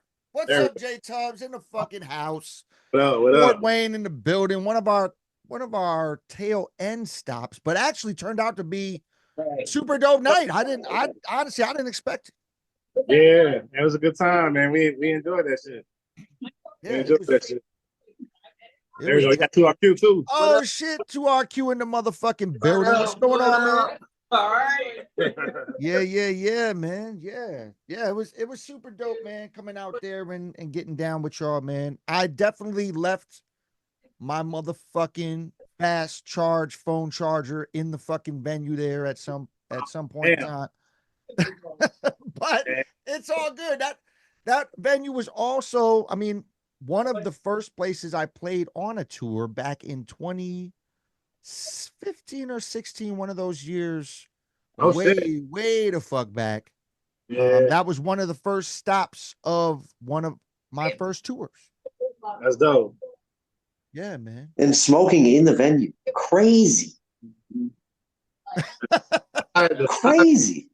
The vibe is dope, man. Like Davis and them, they do a great job, man. They love hip hop and endorse it. You know what I'm saying? Like it's just always a good time. Hell yeah.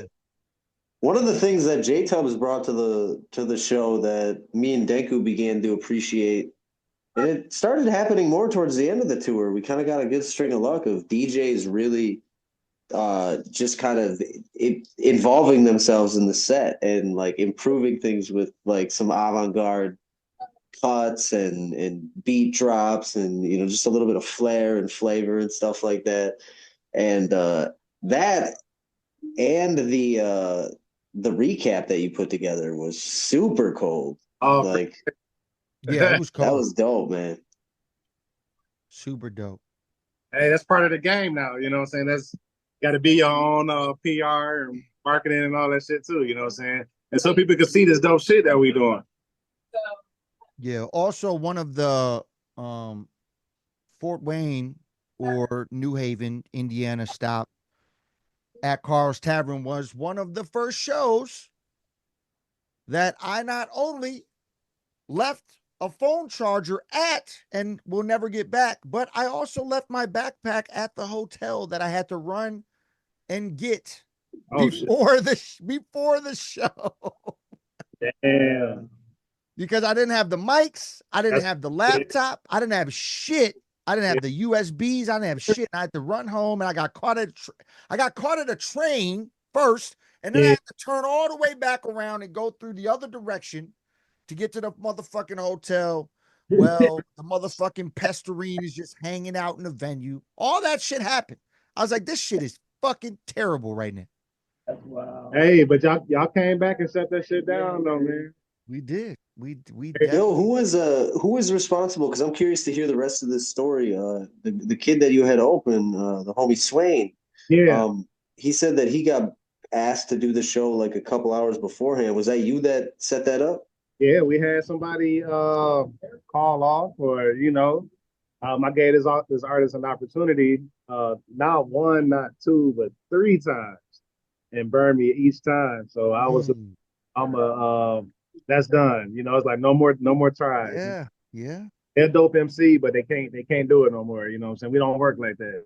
yeah. That's So Uh, I hit Swain, and Swain was like, "Yo, let's do it." You know what I'm saying? And that was it.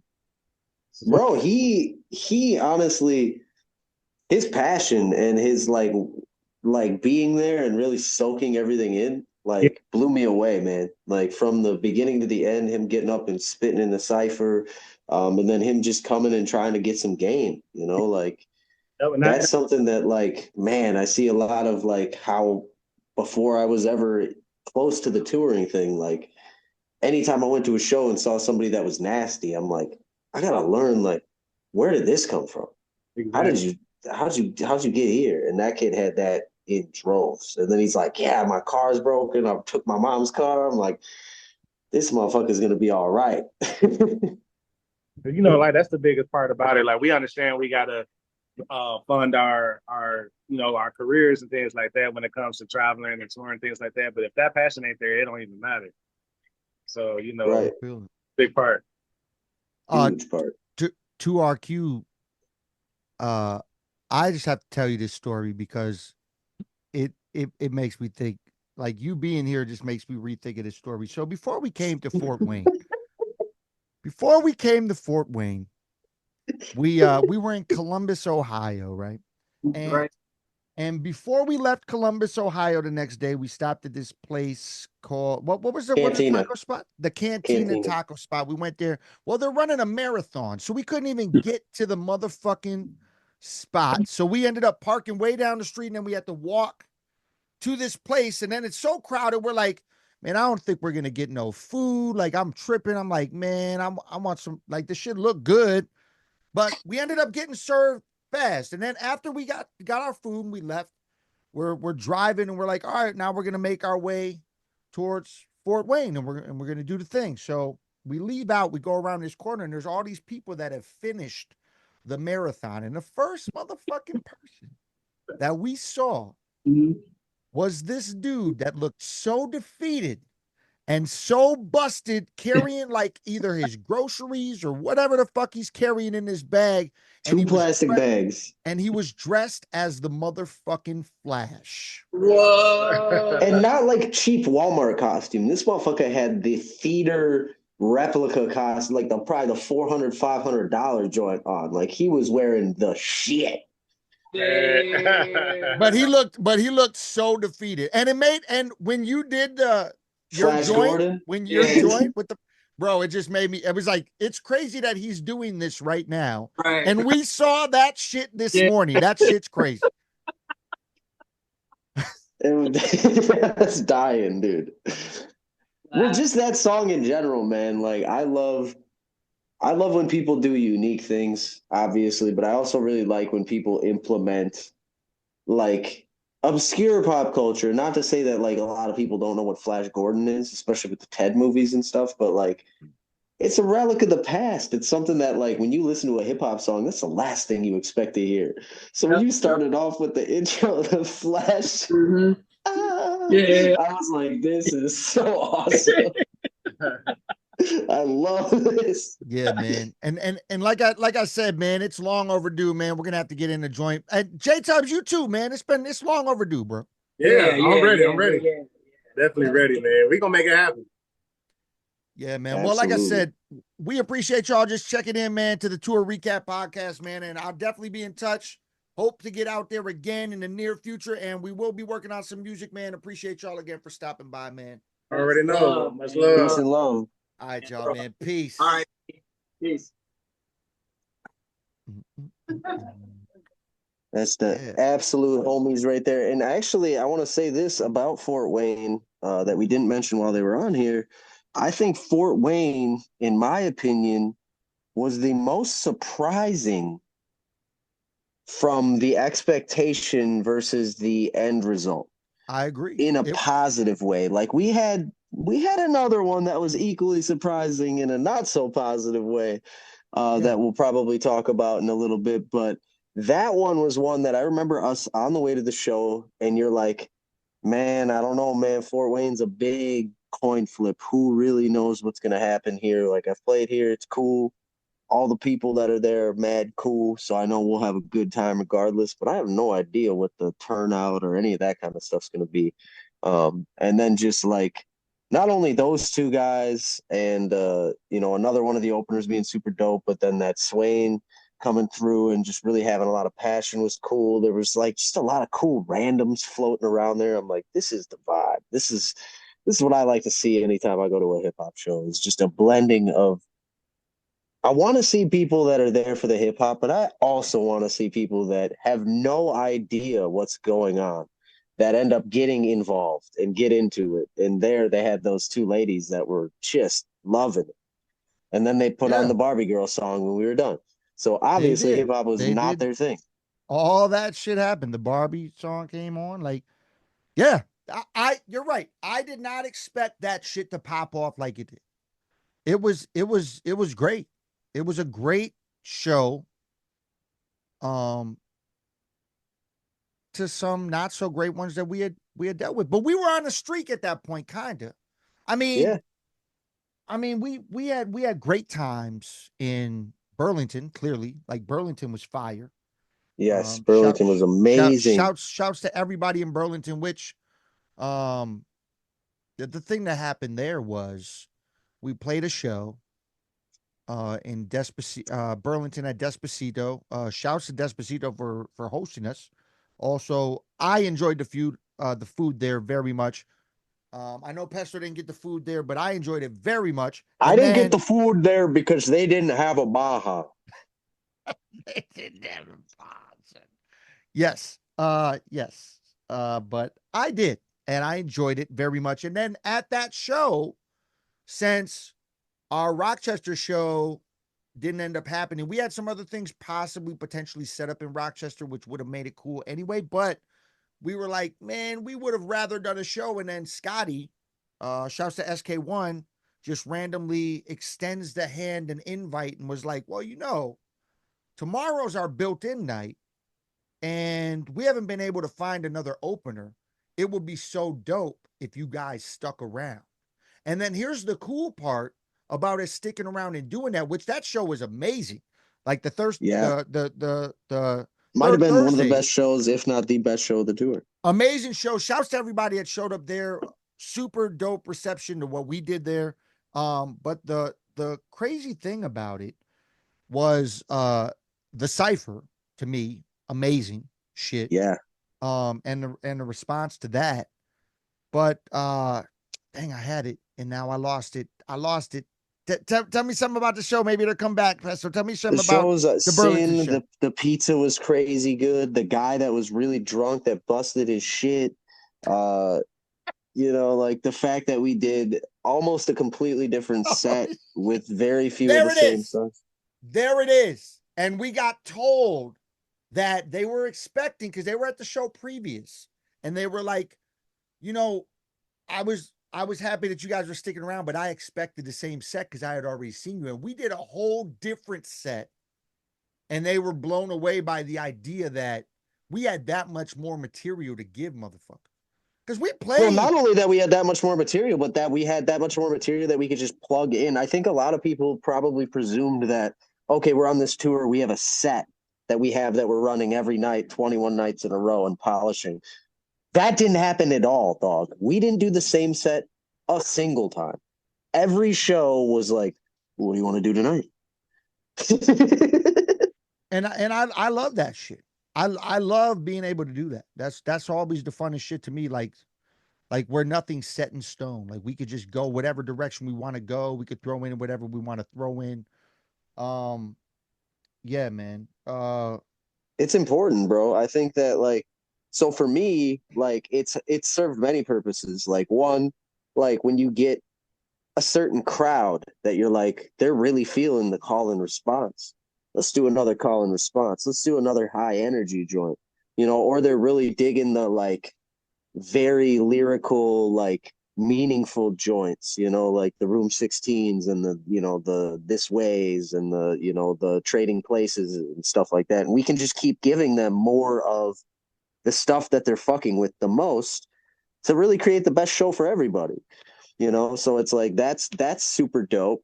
And then the other thing that I got to experience, because I had a day where I was like, you know, going through some stuff with work and I'm really pissed off during the day.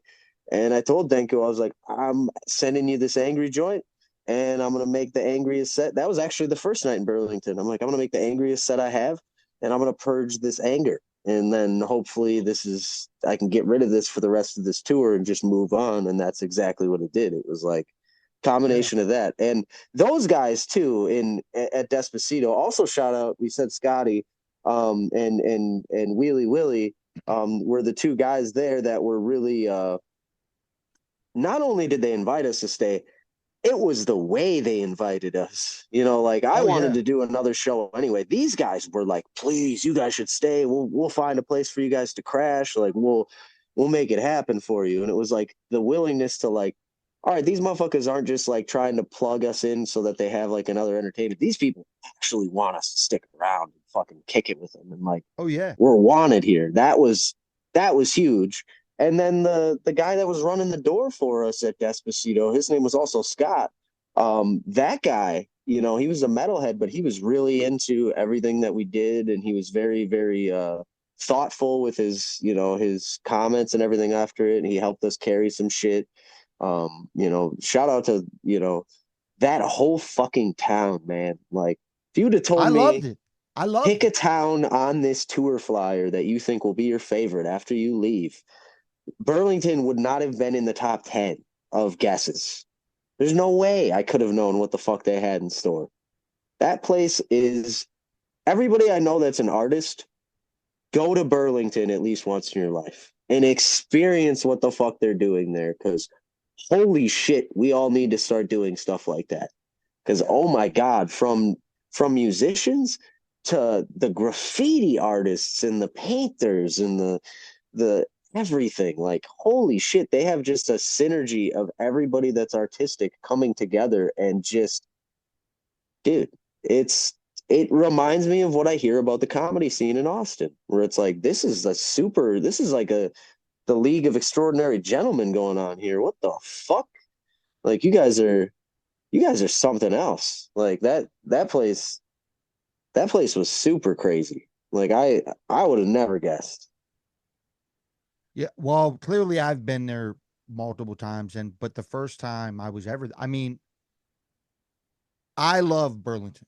Like, I love going there. Like, I love the vibe. I love the beauty of it. Like, the city's just a beautiful city in general, especially, you know, mailboxes that can acquire cum slut on the side and graffiti. That's crazy. Like, you just drive down the road and you see cum slut on a fucking. And people know where the cum slut mailbox is too. When we bring it up, they're like, "Oh yeah, that one over there on this street." But like the art area, like we're kicking it at fucking Green Door Studios before the show. We're hanging out with them after the show. Like, it's all just a vibe. We shot multiple videos that day, music videos in multiple locations. Like, it was just the whole time there was super dope. Like, and yeah, shouts to everybody. Shouts to Will for holding us down at Castle Grayskull. Yes. And also for holding us down on these sick hats, bro. I know Denku's not wearing his graffiti. I don't have one with me right now.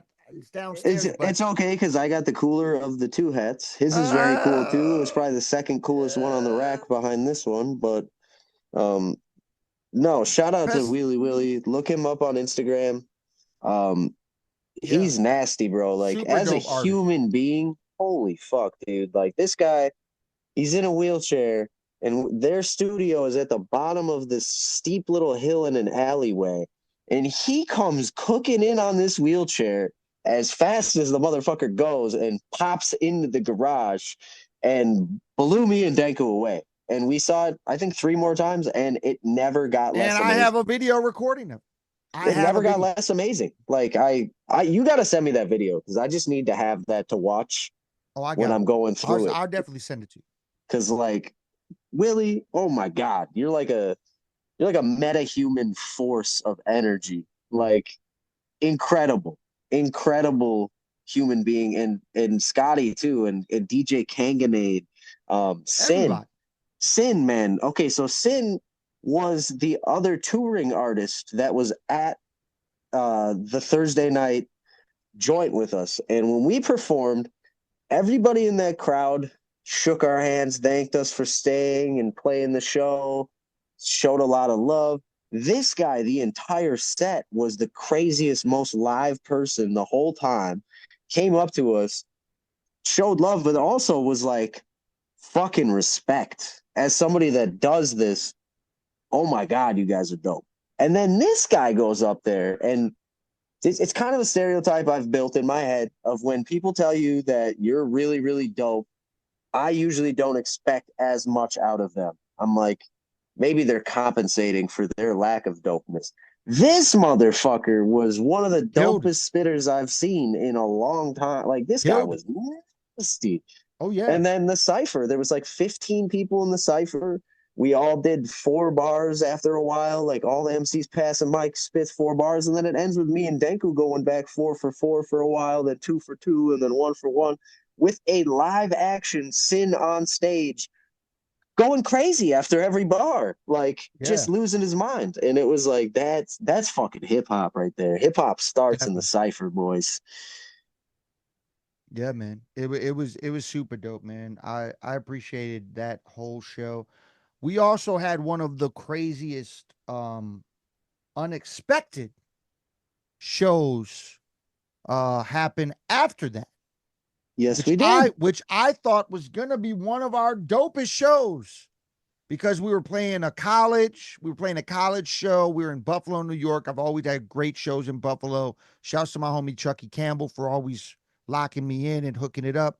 And shouts to all the people I know out there. And shouts to Chucky and his wife for letting us stay. Yes, always dope hospitality. Super hospitable.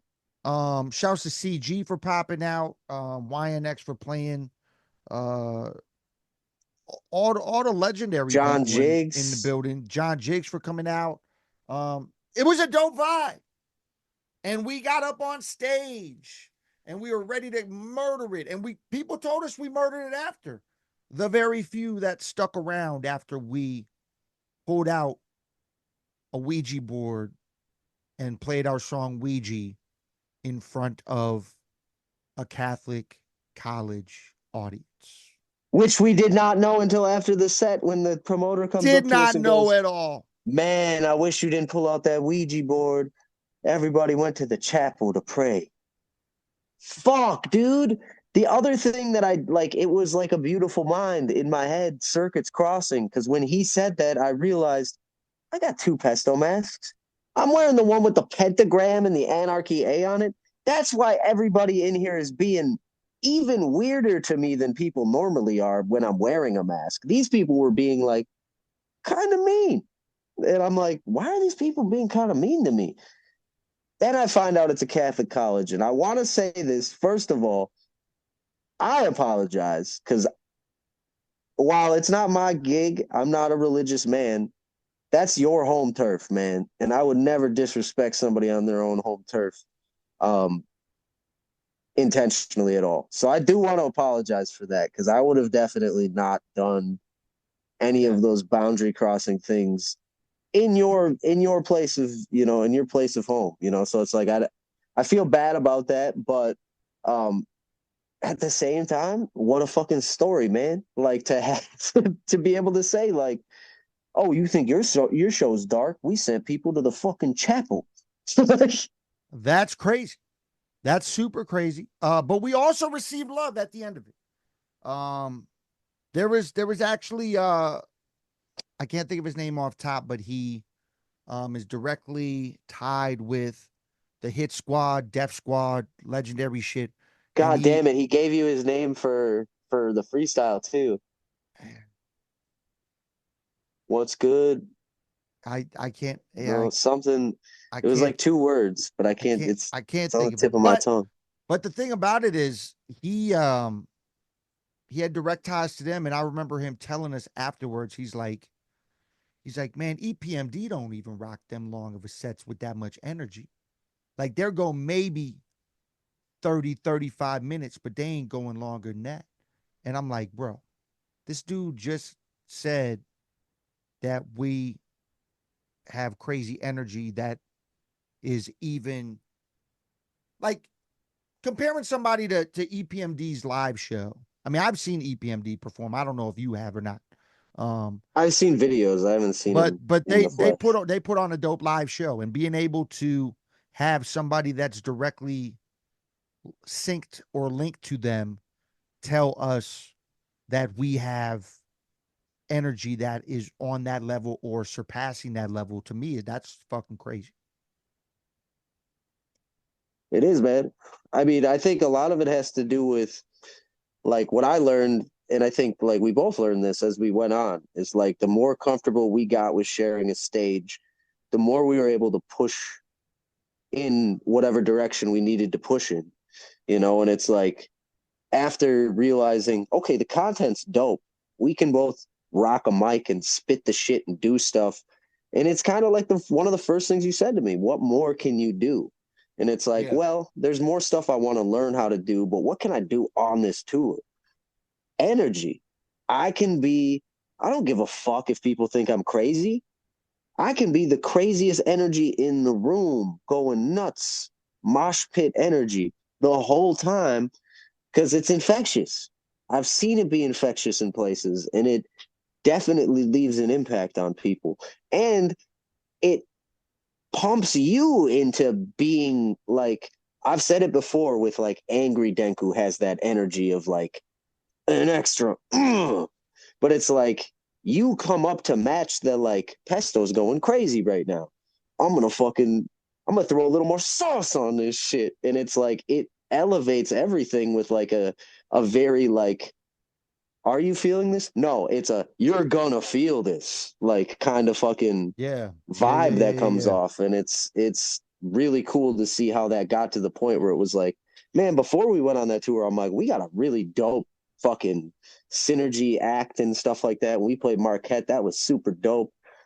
By the end of this tour, though, it was like, we got this figured out. Like, we've got some crazy shit going on that we can really have fun. It was crazy. I honestly think, I don't think there was a single show we didn't destroy. There's not a single time that I didn't dance. And I mean, it kept getting better over the period, but I mean, I think we killed every show. I don't think there was a single show that didn't get destroyed, to be honest. Like, I feel like at least somebody in every single room, we impressed at least one person in every room that we were in. If not multiple people in every room. Definitely impressed them with what we were doing. I agree. And it's the transcendence thing too that really helps, is like when you, like I said before, you got those random people that are not there for the hip hop show. They're at the venue for another reason. And then they're there to experience this. When you reach out and you get them, that is even more impressive to me, because it's like, these are people that are not out here seeking hip hop. They probably sighed when they found out there was a hip hop show at first. But then we were able to do something that they were like, I really fucking enjoyed that.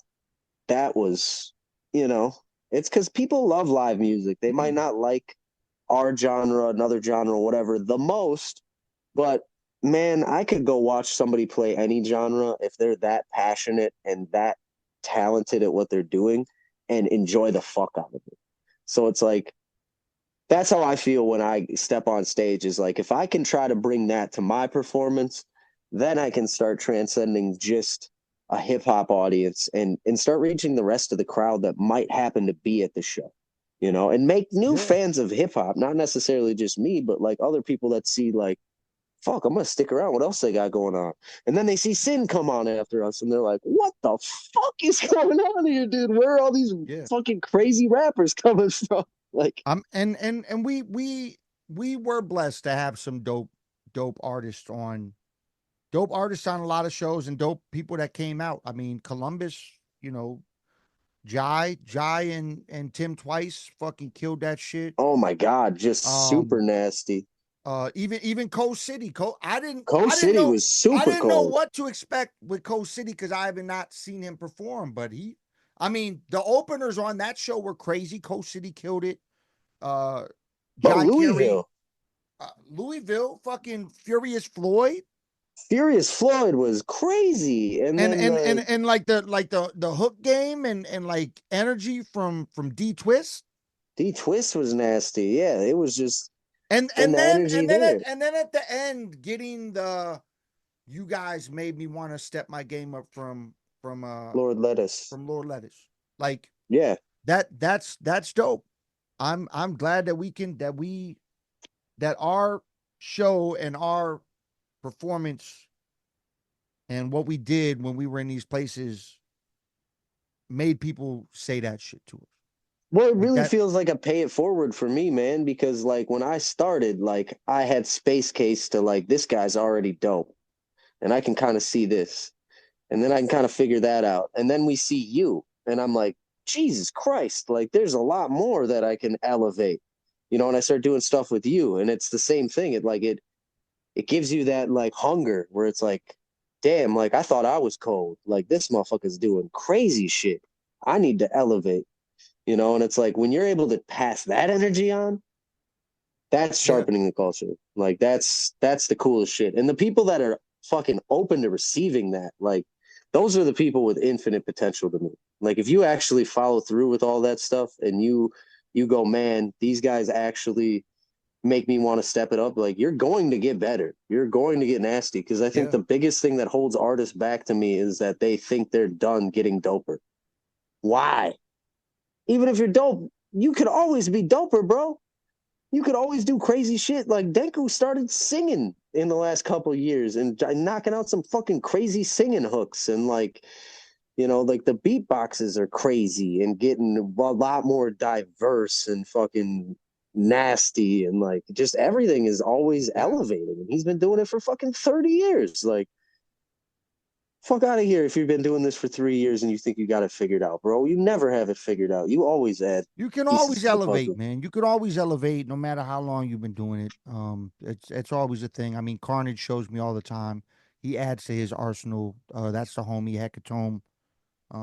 Shouts to my homie Carnage Executioner for being my mentor of the tour game, which I'm able to pass down to people like Pestilence, and other people that definitely have the drive and work ethic, which I'm happy to pass shit down to people like that. Also, shout out to Illogic for popping out in fucking Columbus. That was super dope for him popping out. Yeah. Also, dope. Let's go all the way back. Shouts to randomly fucking Philly Phil being in the fucking house.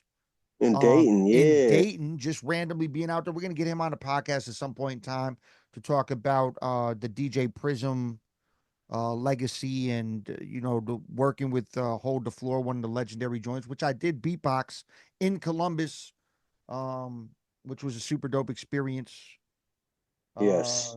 Yeah, man. I mean, we had dope shows all around, man. You know, we went out to Long Island and did a crazy thing where all the artists didn't show up till 11 and we were there at 7. Yes, that happened. We also randomly had to put together our own sound in Long Island. Shouts to JoJo though, man, for orchestrating with us. And also shout out to JoJo for running a tight ship. Like you got that many openers on a bill and you basically, by any means necessary, intimidation or otherwise, no one's leaving till this is over.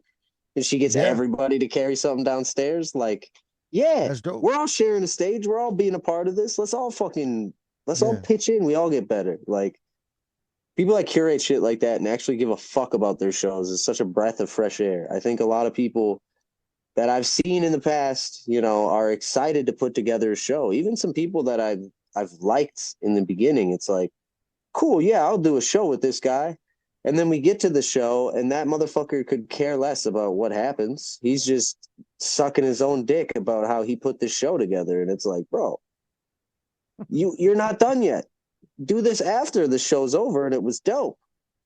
Like, you gotta get everything running smoothly. There's always going to be something that pops up. I don't think I've ever seen a show that I mean, there's very few shows that just are immediately, this is what's going to happen. We plug in, it's good to go, and then there's no hitch unless it's a built-in night.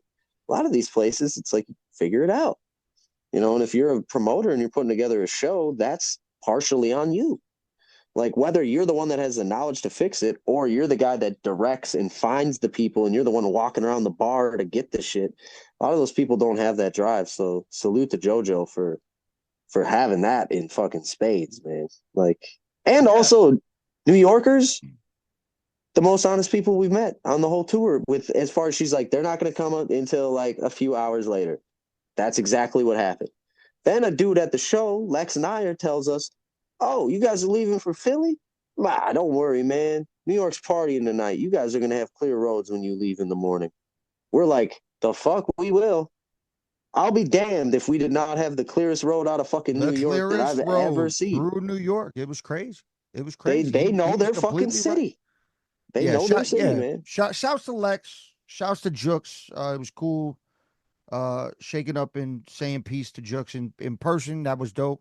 He also copped the Deadly Duo. Shouts to Bofat.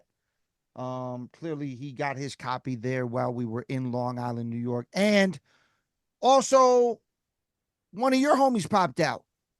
Yeah, dude, the legendary High Q, man. I didn't expect. It was like one of the random pop-outs of somebody that I didn't know he lived that. Like, that's where he lived, close to there.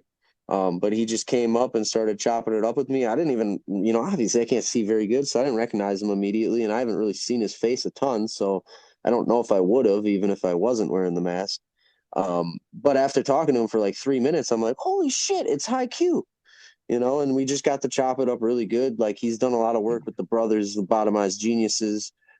He's done a lot of work for hip hop, man. I see that motherfucker grinding all the time. He's got a very hard work ethic and also very high quality control. And that's something that, like, for him to come out, show a lot of love, stick around as long as he could, cop some merch, and be a guy, like, that's a peer, man. That's not just some guy that's like coming out here trying to stroke some egos and make friends. This is a guy that's like a peer, and he's coming out here and doing that. Like, that says a lot, you know. Like, this is a guy that, he didn't need to come to our show, but that motherfucker came, and he would be damned if he wasn't going to come and at least see, you know, because we're in his town. When's he going to be able to see us again? That's how I feel when somebody comes to my fucking town. Like, yes, do that. When somebody's touring through your city, like, man, you don't see Denku and the Pest coming through your fucking town every week. Like, if we're coming through your fucking town, if we're within an hour, like, man, some of these motherfuckers are driving hours to come there and just see it, because, like, that's the homie, man. And I wish more of y'all would have done that, but there will be more, fortunately for you. You just might have to wait a little while, or fucking drive by us. Travel a little further, motherfucker. Yeah, man. After New York, we made our way to Philly, like he was talking about. We met one of the most legendary dudes that we met on the whole tour at this little restaurant. And it's a bagel joint. And we talked about it. We talked about it the whole fucking tour, bro. Just because this man, he sits us down and he goes, "Yes, I have people coming here all the time. This city is so fucked up." And this lady comes in, orders a bagel, and she's like, "Can you bring it out to my car?" He's like, "Yes." And he's like kind of a dick when you come in there. He's very stern. He's like, "What do you want?" You know, like that. Even with us, but we're sitting down to eat. You know, we don't take shit personally. Like, we're rappers. We've been called worse and treated worse, whatever. So he goes to take her bagel out, and he goes, "Hello, hello," and she doesn't say anything. No She's talking on the phone. No response. So he goes back in and he goes, "Well, I fucking tried. You saw." And then he ends up posting up by the fucking door and just starts telling us stories about his life. Story. And he walks up to me and first I drop my cigarettes out of my pocket. He goes, "Hey, big fella, you drop your cigarettes. You know, very bad for you. You should stop." I'm like, "Yeah." He's like, "But not as bad as this vaping. This vaping is terrible. These kids destroying their lungs." And then he comes walking up and he puts his hands on his hips and he's like, "You see that picture right there? You know who that is?" And I'm like, it's fucking OJ Simpson. He's like, that's right, the juice. And he's like, and we have Jamie Lee Curtis and this man over here to the left next to OJ in the suit. You know who that is? That is Mr. Hertz himself. The Hertz car rental company. And then I'm like, damn, like this motherfucker's like with all these people. I'm like, this is crazy. I'm like, man, all right, well, Jeevz got some competition in the meet and greet game. And then he pans over to this newspaper. He's like, you see that? And it's him and fucking Richard Nixon. He's like, I cook 3 meals a day for this man for 3 years. And he's like, just like, I cook for this man many times. Crazy. And I'm like, this man has cooked for some of the most provenly evil people in our country's history. And he's just a legend. And he got punched in the face. He chased somebody with a knife. He got his car stolen out in front of his fucking place. Yeah. Like, I'm going to call his restaurant and try to get him on the podcast. Because this guy, you guys need to hear this guy tell stories. Because he made a fucking impact. It was crazy. And shortly before we even went in there, I damn near shattered and broke my whole ankle off a curb that wasn't even no bigger than the size of my shoe. Yes, it was the smallest curb. Like, it would have been the most embarrassing curb to be. I would have taken a picture of it if you did shatter your ankle, so that when we went to the hospital, I could be like, "You want to know what he broke his ankle? He stepped off of this." Crazy. But you know what I have to say? Okay, so the Philly show was a matinee show, which I'm not used to doing matinee shows. It was on a Saturday. One of our openers had dropped off, which allowed Judah Priest ended up getting 2 more openers. Draco, who you were familiar with, who I wasn't really at first. But shouts to Draco. And then, was it Twist? Right? Twist? Hey, Twist, I think. Yeah, he was there. Hey, Twist, Twisted. All super dope dudes. And then Zap came out of retirement and played the show with us, and then Judah Priest was there. It was super cool. But one of the things that stands out to me the most is that was one of the coolest fucking sound guys that we had. Oh my God, that guy was a legend. That was one of the coolest sound guys. Him and the sound guy in Portsmouth, both 2 of the coolest sound guys of the whole tour to me personally. That guy went and got me a water. I gave him like a 5, and he was like, "Oh, I got your change," and I was like, "Just keep it, bro. It's the tax of going and getting the pest of water. I appreciate you, fam." And he's like, "Well, dope." We talked about Red Bull. You know, he was just talking about his passion for sound. I guess he does that full time. He gets to do the freelance sound stuff for shows like that, and then he also works in a recording studio. So, big ups to him. The crazy part about us being in Philly, I've played Philly multiple times in the past, and I've been out there for the Marston House ciphers and all that shit. But the craziest part is that at one point in time, when we were at the matinee show, Mr. Eon from High and Mighty is like, man, I wish I would have seen this earlier. Would have popped out. So Mr. Eon potentially would have popped out to the show. And then also, I got direct direction from the homie Mossberg, who sends me a text, sees that we're in Philly, sends me a text. Mossberg, for people unfamiliar, he's directly tied with Ja Rule. I did a song with Mossberg back in the day. He's from out of Philly as well. And he was one of the many people that recommended D'Alessandro's as one of the best Philly cheesesteak spots in Philly. But the verdict stands. Philly, y'all still got some work to do, bro. Marquette, Michigan. Sandoz, baby. Sandoz is that spot. Sandoz kind of put D'Alessandro's in a corner, man. Man, the rope-a-dope is strong, dude. I afterwards, like I was fucking with it. I was fucking with it. D'Alessandro. It was great. It was a great sandwich. It was great. Sandwich. It was great. I feel like I fucked up. I should have did the cheese whiz to get a better experience. But at the same time, the flavoring of Sandoz fucking meat, or however the fuck they do their shit in fucking Marquette, Michigan, like the little hole in the wall spot.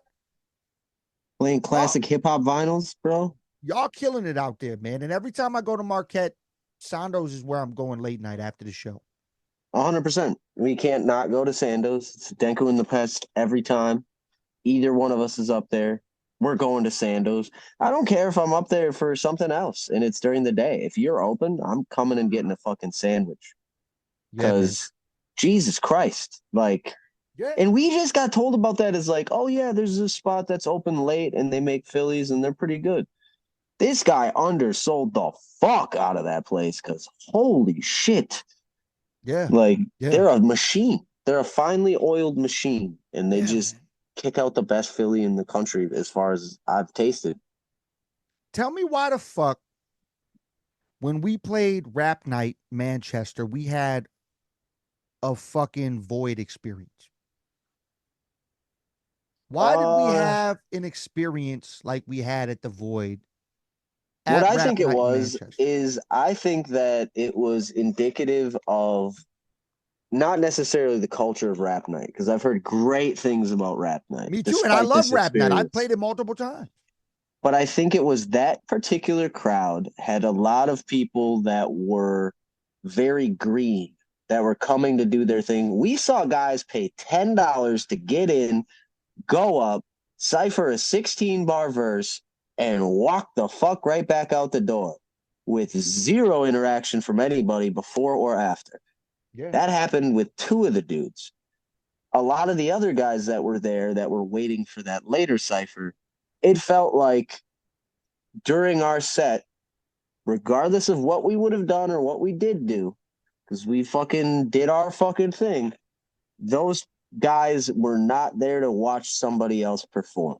They were specifically there to go up there and try to do their thing without any of the other elements that go into being there, which is to each their own. People can do that. But then on the backside of that is, I don't know who any of you motherfuckers were, and I probably won't get to know any of you motherfuckers unless you start changing the way that you operate and I see you at another show.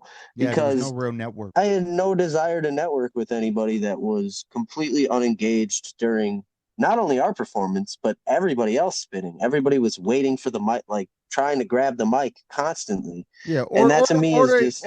Or they were waiting for their friend to get up on it. You know what I'm saying? And like, that's cool, but I think to me that's indicative of people that haven't been around it very much. You know, it's like people that are just getting like, oh, my homies say I can rap. I want to rap. I think I'm cold. They're not even thinking about the other stuff. So it's like, it could be that, or it could be people that just don't have that desire or ability to connect with other artists and you know, like, because you can still believe in what you're doing as being dope and big up other artists. That's another thing that I think is weird about a lot of fucking rappers is like, man, me and Denku, the whole fucking tour, I can tell you this, while we were in the fucking car between venues, numerous times, people that were dope got mentioned, you know, on the ride back as like, dude, that guy was fucking cold. You know, like we've mentioned a couple of those guys on there, but there were tons more of spinners that we would just talk about between shows. Like, God damn, bro. I actually said to Denko at one point, like, all the openers for these shows are better than the majority of the acts I get to share bills with on a regular basis when I'm working with people I don't know. And it's crazy to me that like we're just getting this lucky without like people that are both genuinely cool people, but also can fucking rip a mic. Like, it was like, what the fuck, man? Like, people saying the culture's gone. Like, I'm seeing it right here every fucking night, dude. There's some fucking killers out here. Holy shit. Yeah, like, man. But tell the people about the late night legendary Red Arrow Diner and the best fucking chicken tenders you ever had in your whole life. So I want to preface this: Portsmouth fucking rap night, or Manchester rap night. Manchester rap night. Denku goes, I don't want diner food. There is nothing else open, so tough tits, we're getting diner food. And I wasn't like, I want diner food. It was just like, Pesto fucking hungry. Pesto didn't eat the BLT before the show.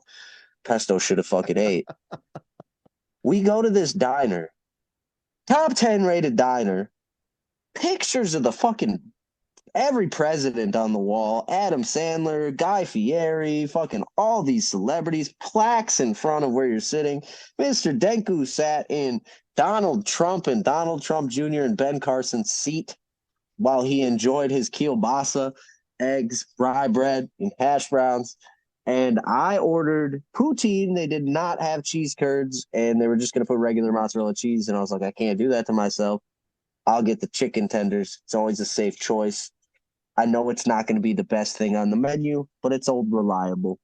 And fucking A, these chicken tenders, I don't know what the fuck they're doing there. They were My amazing. God, they were incredible. I had to give Denko a chunk because And I'm I like, bro, you gotta appreciate it. try this. It was fucking fire. It was These crazy. are ridiculous. Like, I what the literally, fuck? I had a bite and I was like, damn, I should have got that shit.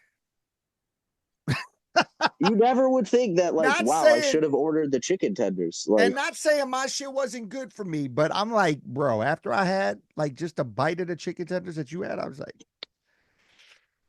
man, bro, this might be the best chicken I've had all tour, and I've had some crazy good chicken this tour. Like, what the fuck? It was crazy. It was super crazy. And It was super fire. good.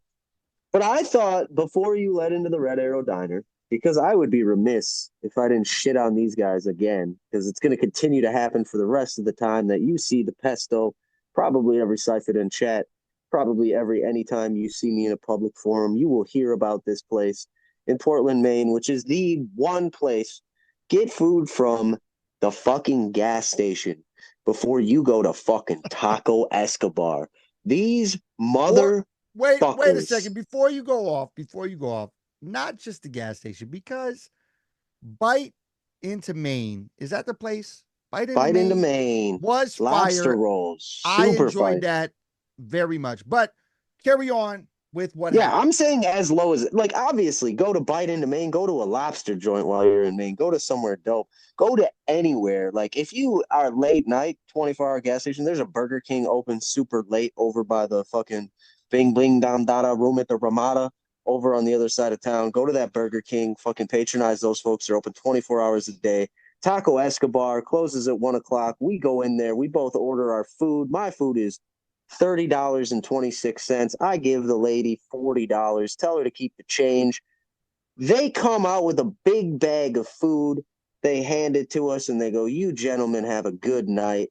We drive 25 minutes back to the hotel to find no fucking baja in the goddamn bag for pesto. Zero fucking food for me. Only Denku food. I spent $40 for fucking air, you rat fucks. And then you closed, and somebody at your fucking restaurant made $10 and ate my fucking baja, you fucking twats. So if you're somebody that's an absolute degenerate, you feel like throwing bricks through the window, I'm not telling you to throw a brick through a window. I'm telling you, if you're going to throw a brick through a window and you want my recommendation of a place to care the least about, Taco Escobar, #1 in the country. If you're like, man, it's my fetish to shit on a public business, in a public business, on the floor, do some real heinous shit. I have to do this. I don't care about the consequences. Go there. Those motherfuckers deserve it. There is a Reddit thread about how big a fucking disaster that fucking piece of shit is. Fuck you, Taco Escobar. I hope you burn in hell, and I hope your mother sucks cocks in hell. Fuck you. But shouts to Monday of the Minds and shouts to Stay on Mars for letting us rock in Portland, Maine. It was definitely fun. We killed it. The cipher at the end, we murdered that shit. Shouts to the legend.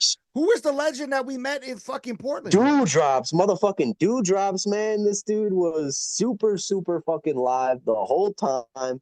Just an absolute character wearing white framed, lensless glasses. Absolutely killer personality. Gave some stickers. I gave him some stickers. Motherfucker locked his car halfway through the show. Did not stress about it. Hardly at all. He mentioned it a couple times, but he wasn't like outside, like fuck, pacing around. He came in and enjoyed the rest of the show. And then as we were leaving, this dude's on the phone with AAA, getting his 4th unlock of the year. So shout out to fucking Dewdrops. Man is an absolute legend. Another one of the legends that we met on the tour. Yeah, man. And then after that, we had moved to Portsmouth, which we had a hotel that smelled like straight fucking Thai restaurant, bro. Thai restaurant. The whole Only the hotel. hallways. Only the hallways, though.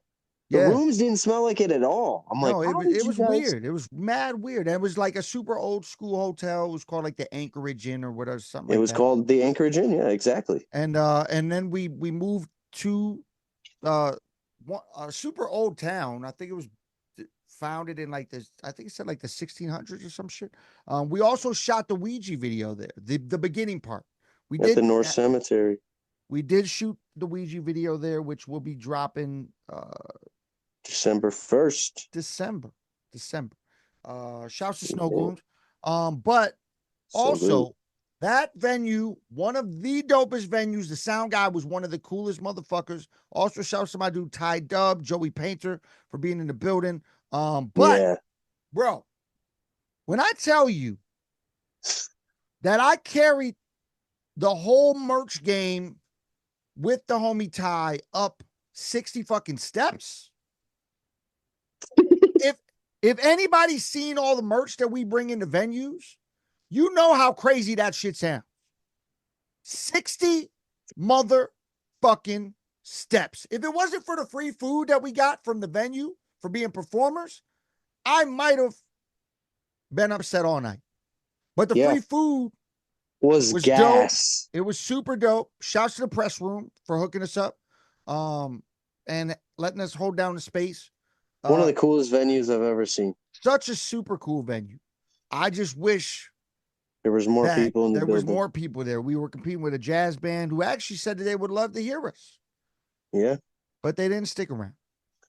They had to work the morning. They were there all day. So I get it. You know, that's one of those things where it's like, you know, we were starting late. We started like 10:30. So it's like, it's a tough sell sometimes on a weeknight to get that. But we still had fun, man. We still had fun. We killed it. We definitely destroyed that show. You know, I mean, we destroyed every show, man. Like we killed it all the way through. We did have a last minute additional show added, which was in Richmond, Virginia as well, because we were unable to play Asheville. But before we went to Richmond, Virginia, we did stop at the homie Simples. Shouts to him for the hospitality. We played Greenville, South Carolina, which was one of the other dopest venues we ever like. I love Greenville. I love Greenville. That venue was super dope. Shouts to the people that came through, the people that were in the house, the people that stuck around, the people that came back to see us rock. Also, that pizza spot that I ate at ahead of time was fucking crazy insane. It was also dope that we got to basically run our own door, which was actually kind of pretty dope, pretty fresh. And then we explored this fucking crazy just grotto. Yeah, it was insane. It was insane. Waterfall grotto. But Greenville was dope, man. It was cool talking hip hop with the DJ at the end of the night. Cool talking to everybody at the end of the night. Again, shouts to Simple for the hospitality. And then we moved over to this last minute add-on show because we had lost a date in Asheville because of the devastation that happened there. So much blessings and love to the people in Asheville. I know you're still in the rebuild stage. Shouts to the homie Horton. You know, I know he really wanted us to be out there and have that. Hopefully you guys get the rebuild done and we can come back out there because I love Asheville. The fact man. The fact that place got devastated and torn the fuck apart from Hurricane Helene, fucked up, man. Like I hate that happened to y'all. I hate that it happened to anybody in the area, all that shit. But we played Richmond, Virginia. And Richmond, Virginia, I love because my homie Chuck is out there. Shouts to Chuck. He was on the bill. We got some other cool cats on the bill.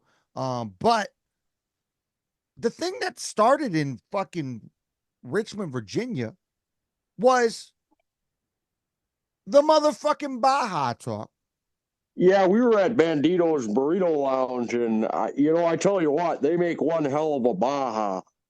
You know, I got the Baja burrito, and I've been living down in the Baja for the past few years because it's actually a free country. They got they don't got laws down there. They got rules and regulations. So, when I go through the airport, I don't got to get patted down because I got a bunch of metal in my body from serving overseas. So, shout out to Richmond for having, one of the best Bajas I've ever had. Blows Taco Escobar out of the goddamn water. They can't even hold a fucking candle to Bandito's Burrito Lounge. Also, shout out to fucking Corey for putting it together and then giving me another person that gave me a bunch of pleasantries, including the craziest powerful edibles of all time that I talked shit to Denku about before I took them, about how edibles do nothing to me. And then he did his patented close my eyes for 2 seconds and be snoring, while Pesto had an existential crisis under the covers of his bed, thinking, I just ruined everything. I'm so fucked up. And when I woke up the next morning and Dick was like, how's it going, buddy? And I'm like, bro, I did not have a good night at all. Bro, I heard you tell that story to Ram, and I just saw his face the whole time. It was hilarious. Fucking hilarious. I was time traveling, dude. I was like, I can't believe. And then I looked at it, and it was like 6,000 milligrams worth of edibles in this bag that I took. Like way, way too much. Where I was like, I've been heavily medicated for medical procedures before. This was fucking nuts. Yeah. Out of body experience. I had a lot of fun at that show. I just, again, that was one of those last minute add-ons. I wish more people had come out. It was obviously a midweek show situation, but I still had fun. I had fun at every show, man. And we closed out the tour. Chicago, shouts to 606 always. Chicago, Shadowmaster and Annihilation, always DJ dope. Kid Solo, super fucking dope people, man. If you haven't been through Subterranean for fucking Tuesday night, man, you got to do it, man. You got to do it for your soul. Yeah, and then we came back home and we finished up in Milwaukee.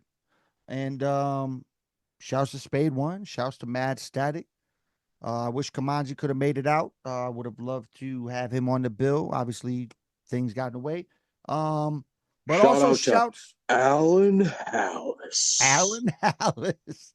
Shouts to him, man, for breaking and entering, man. He held us down on the motherfucking sounds. Also, Space Crime was in the building. Philly was in the building. Lots of cool people that randomly popped up in the building, man, and hung out. It was a cool homecoming show, man. Obviously, I wish, more Milwaukee would pop out, but Milwaukee is what Milwaukee is. It was clearly a midweek thing. But overall, the CyphaDen Combat Tour was strong. It was dope. It was fun. We appreciated everything. And we appreciated meeting a lot of new people and being able to display our art and everything through all your towns and all that shit. So it was official. It was definitely official, man. But this is going on almost 2.5 hours, man. We've been talking for a minute. We had some dope guests pop into the motherfucking podcast. You know what I'm saying? But yeah, this has been the CyphaDen Chat podcast in association with the Denku podcast, which is brought to you by CyphaDen Music, where we inspire even those higher. And remember to never stop chasing your dreams, because you will never know what you are fully capable of. Make sure get in the podcast. Make sure you check out the newest episode that's out right now with Mark Hunt. That is out there, episode 33. Also, if you missed the previous episodes, we got Jan Sonia in 32. We have motherfucking Wordsworth at 31 and the legendary MC Juice on episode 30. This drops Friday. Tomorrow night, Saturday, 6 to 9, Green Bay, Wisconsin, UFO Gift Shop and Records, Gift Shop Museum, UFO Museum, Gift Shop and Records. Just look up UFO Museum, Green Bay. You will find it. It's on University Avenue.